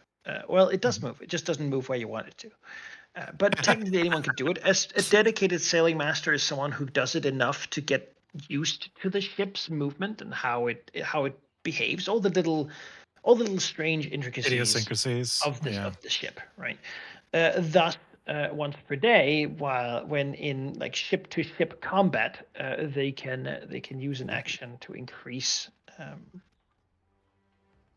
the vehicle's defenses, both AC and saving throws. Right. I'm gonna ask. So, not as crucial perhaps as you might think. Yeah. If you don't intend to get into a lot of ship-to-ship combat. Does Praxu intend to keep sailing lore leveled? Since I have gotten it through the additional law skill feat, it levels automatically. Okay. In fact, I'm already an expert. I'm already better than Artemis. That's good. Perfect. Who Then- just taught me. Yeah. Oh, Your Praxu is natural Plexu. yeah, he's much smarter. Artemis is not intelligent as This such. has a bigger brain. That's it, really. Yeah. I mean, in that case, then yeah. I mean, if you wanna do sailing master for now, that would be excellent, and then we see what we can find Yeah, down the line, because we do that's- need to move. that is true. Let's do that. Maybe I'll stick with that position. Because I mean, I don't think anyone has a sailing law skill as high as I have. No. Probably not. And I don't You're see the us only- going into too much ship-to-ship combat, though, right? Like, Oh, I see us going into a lot actually. yeah, well, I see us boarding. I don't see us, hopefully. Here's the thing. We might not have a choice, so we should be ready. Yeah, that's true. I also assume it starts with ship-to-ship combat and then transitions And then goes to into boarding. boarding. Yeah. If we need Yeah. to sail as if Besmara herself is after us, as in Captain Harrigan, then we need our best pilot. Yeah. Yeah, that's true. He comes over the horizon, we need to fucking run. That's All pretty right. good. Yeah. Okay. That's That's pretty good. I like that. All right, we'll keep Praxu as sailing master then, and we'll see down the line. Yeah, I mean, as far as Grask is concerned, he is fit for any position that he can do well, and he will tell you as such. And as far as he knows from asking about, he is the only one that has the training required to do a navigator job, and so he will be doing that until the case where someone is better than him, or another job needs to be done that can't be done, and someone can replace him. All right. I was gonna ask, Manakai, like, do we know what kind of skill levels some of the crew have in the different things? Because I feel like that's also relevant for our positions. Well, they don't work like you do necessarily with their skill levels, but I can make estimates. You pretty much know, I think, most of them in their general demeanor. The ones who are older have been on the Wormwood for longer, and generally are better at sailing lore than the ones who haven't. Someone like Jack Scrimshaw doesn't have sailing lore, so he climbs and he swaps decks and such, but he wouldn't know how to navigate, right? Well, someone like Badger does have some sailing lore, and although she's not fantastic in it because she just isn't that motivated for the most part, she's been around ships enough to know what she's doing. If you have anyone specific in mind for something, I can. Yeah, I think the contestation was Gabby, right? Gunner or bosun? Is that what I understood? Shipwright. Shipwright. Do we have? I mean, I could do the bosun too. It's just Who do we have who could do bosun? I did Rosie because, she could beat someone up. That's in my mind, at least, what she does. Or Tempest. I'd put up Badger. Tavis doesn't have the skills. All right. Badger would be a good person for some sort of officer position. I All right. think. Would Badger be a good Badger would decline. She feels like being the person to whip people is going to make her feel a lot like she's taking sides when she really prefers to stand back and not take sides in most cases. That's Alright. fair. We'll remove Tempest from this. Rosie could, but she's not. She's not even tempered When enough. she gets going, Right. she Yeah. gets going. That's the worry. Someone who'd step up though would be Ratsburger, halfling rigger. Yes. Skilled character to say, I can swing a whip. Never been much for dealing out pain, but it's a job that needs doing, and it's an honest bit of work. It is. All right. I will. Let's see.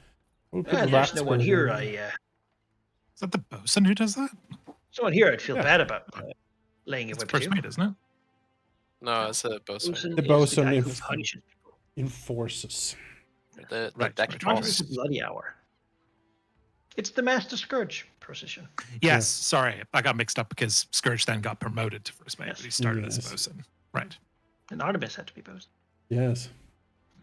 And I got a whip from it. It's not bad. To verbally deride people. Yeah. Yes. Oh, you have to pass that on.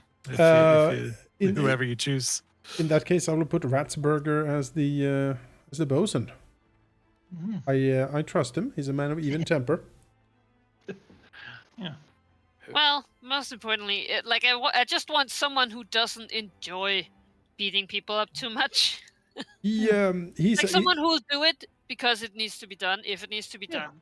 he's a rogue. Like kidnapping Gadamis and putting him on the warboard. Had to be done. You know what we should do is for Bloody Hour, instead of it being an abuse thing, we have like a fight club. So we're all training and we're becoming stronger. And your punishment is that you have to fight if you you have to fight in Bloody Hour. If Yeah, but then you can't punish someone who likes fighting. Like that doesn't seem.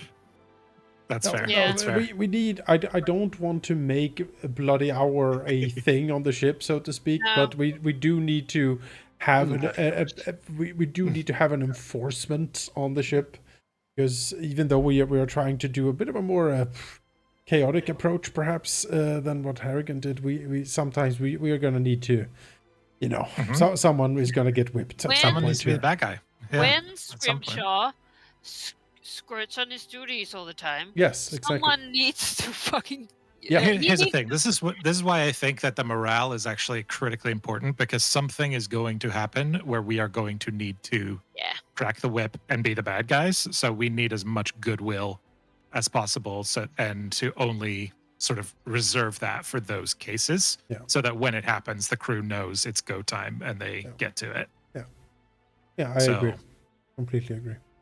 All right, we have Ratsburg as a bosun. We have Artemis as captain. Cook, fish guts. That's perfect. I don't want to, All right. it's perfect. First mate vacant at the moment. What about Besabel? Cook's mate. Assistant. Yes. First mate currently vacant. Master gun. Gabby then. So Any position, by the way, can also have a mate for it, which is the person who fills in that position when the other person is sick or wounded or otherwise sort of indisposed. Yeah. excellent. We should have something for all of them. Generally, that person isn't like they're an officer light and generally does normal work until it's required. Also, they're generally considered to be someone you can confide in. Mm-hmm. It's whatever position you have. Like the cook's mate helps the cook when he can't do it, and is someone the cook can sort of trust, and they're to be We there. barely have enough people to fill all roles. Yeah, we let don't. alone- But it's good to know. mates. So, Gabby. Yeah, that down line. Once we have crew, we should fill them all. So Gabby, Master Gunner or Shipwright? Do you have an inkling here where you would like to be first? Not quite yet. Okay. Is there a particular bonus or penalty we get for either of these being vacant, Manikai? Master Gunner adds a status bonus to all attack rolls the ship does with siege engines. Yeah. Which As he we- mentioned, we don't have just any of. lose the benefit. We don't even have a ship. penalty. Yeah. And no, I mean that's true. So nothing is really useful. But if the Master Gunner is manning a siege engine, they can use their own proficiency instead of the ship's. Very good. Very good. So that There's- could certainly be something.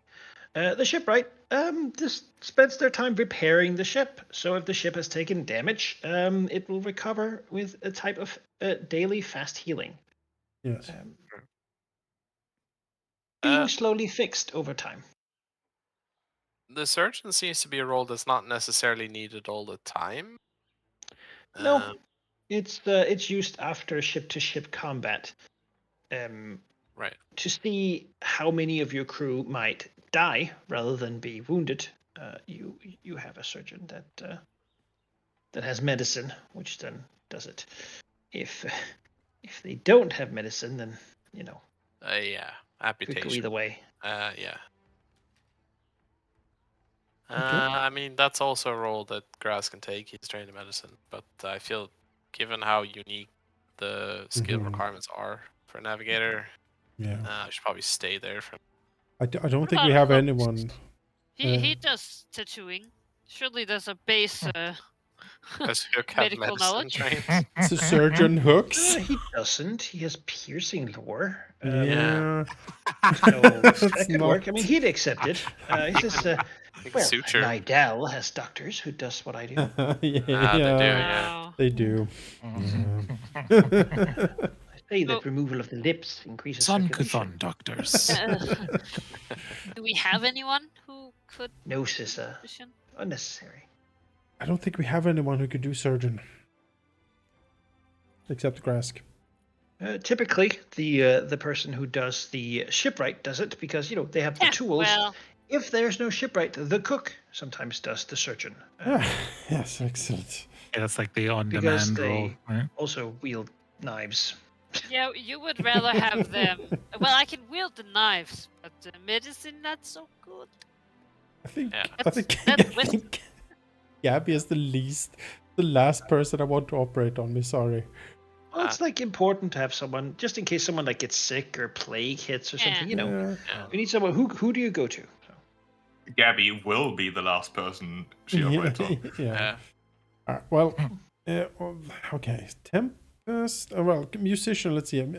Master Gunner vacant. Musician Conchubar. Just do that. Yes, he likes that. Yeah.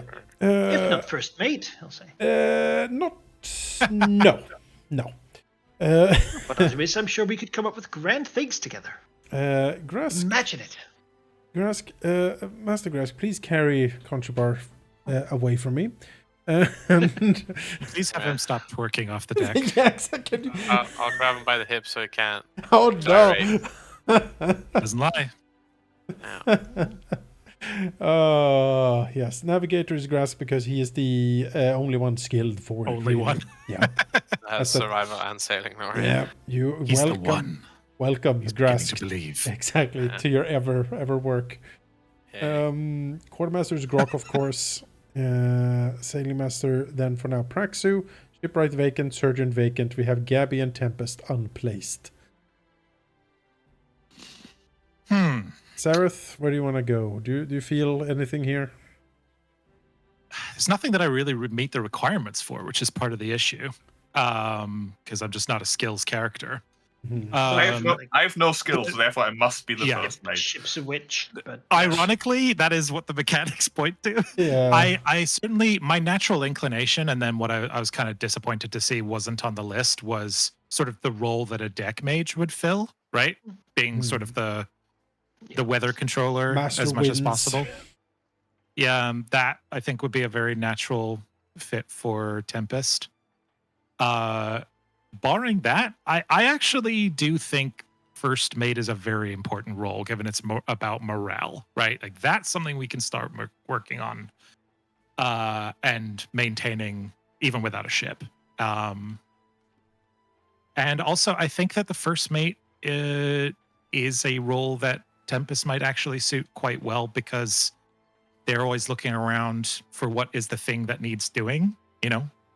I think they would say, from day one, it was like immediately assess what was the thing. We don't need someone who's good at healing. We didn't need someone who can motivate the masses. We needed someone who could be a bit more shadowy. And also, I think, that's a role that you want someone who will push back if you are wrong. You want someone to trust you to, nobody's perfect. We all have things. I think that's an important thing as well. And someone who will be sort of on the ground level, making sure that the captain's will is being followed when they're not looking, I think they might actually be pretty good for that. But barring that, if there was, I think that the primary role I'd go for would be if we could make some sort of weather mage thing happen. But both mechanically and character wise, I think first mate also works. If you'd have. I'm fine with first mate. Yeah, All right. I have no issue with that either. All right, Tempest, congratulations. Thank We you, have to Captain. find a hat. Yes, we find a smaller hat. One of those fine hats. Of course, the alternative argument, now that I've just pitched myself for first mate, is just the reality that, it might be good to have an NPC do it so that you have someone to be like, all right, you're in command while the PCs are gone. Yep. But we can always rely on other officers for that. But you can have a first mate to take over. Yes. First mate. First mate's mate. Second mate. As Second mate. Yes, there we go. As they that doesn't have the same ring to it as first mate. I don't know. a gentleman's gentleman, as I believe it's called. I see. Yes.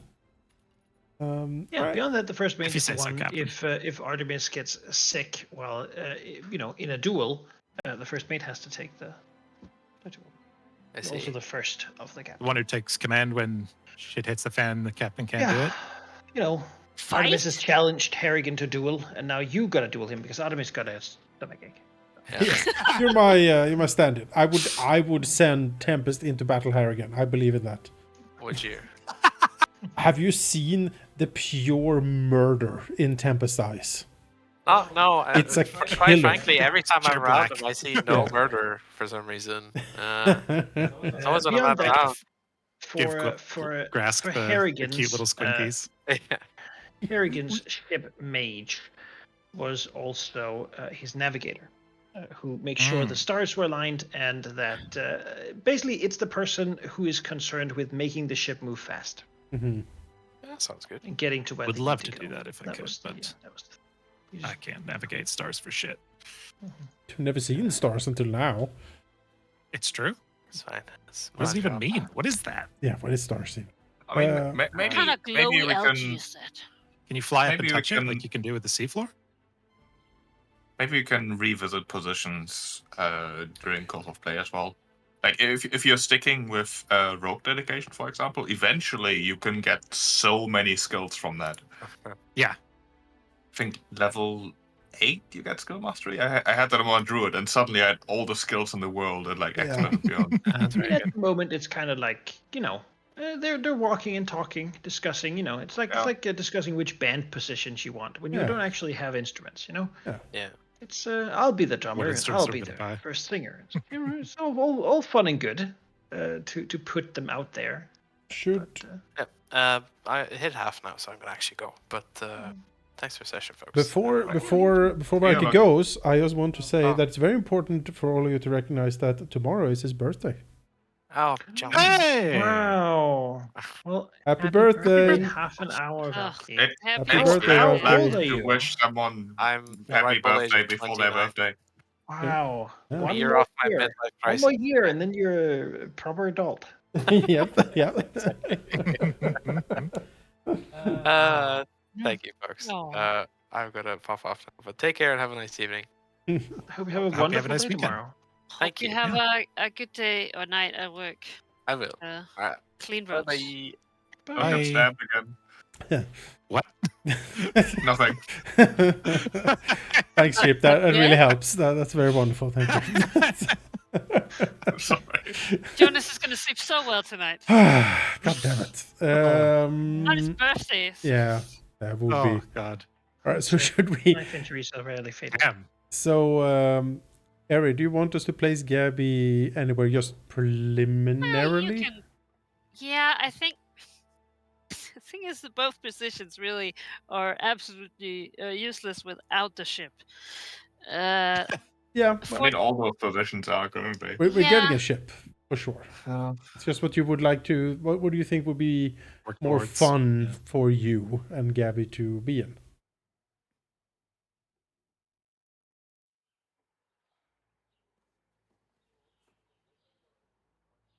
Sorry, I'm thinking. That's Yes. why I'm not saying anything. That's No, it's fine. all good. This is what we're doing Yeah. for the night. I could go either way. I can probably do Master Gunner. I mean, I do have the weapon Yeah. proficiency. Yep, that's why I put you there in the beginning Yeah, because you're a the bit only more one. social also. Especially while our ship is a piece of crap, it does kind of make sense like that the goblin would be like the one who could make the best out of this. Also the You know? person responsible for training the crew in battle. Yeah. Oh yeah. Hell yeah. So people are gonna fight like a clan of goblins. Yes, they are. Oh god. Another pitch Manakai made me. Just Like, yes, train them like Could monkey just goblin. be Okay, the guys, most- use your tails. use your tails. Right. Go. Our strategy is to spend every other action doing something useless like singing and dancing or tossing a thing around. You know. And goblin also stuff. Wow, go. she doesn't do that. Oh wow. Oh Wow. boy. Oh Yeah, boy. well, That was a bad tail strike. Uh-oh. But you know, it's Gabby, tail whip. yeah. Yeah. I choose you.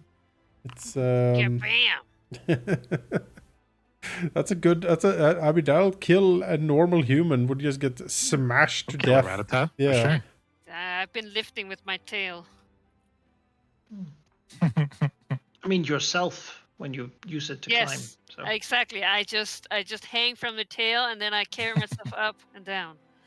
I do love the idea of It's like a Gabby yelling to a wily bunch eel. of humans. Use your tails. Now, before this ends, they will all have spears. Since they can't use horse choppers. It's impossible. Can't be done.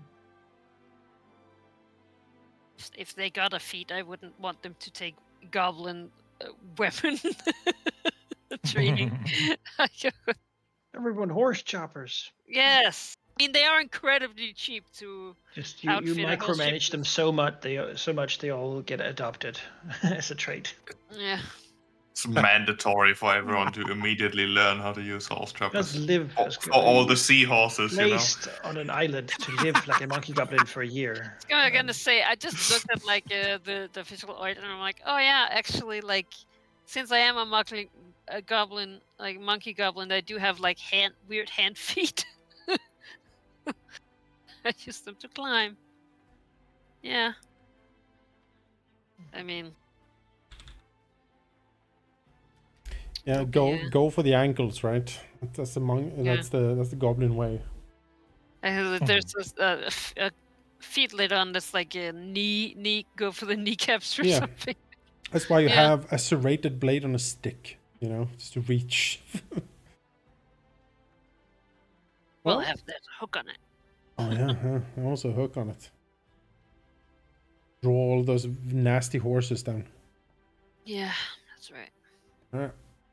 Well, with that then, thank you people for watching on stream. If you enjoyed it, welcome to book 2 of Skulls and Shackles, where we will surely get a ship at some point, and we will ravage the coast, bathing in loot and plunder, I'm sure. Or die trying. I mean, Yeah.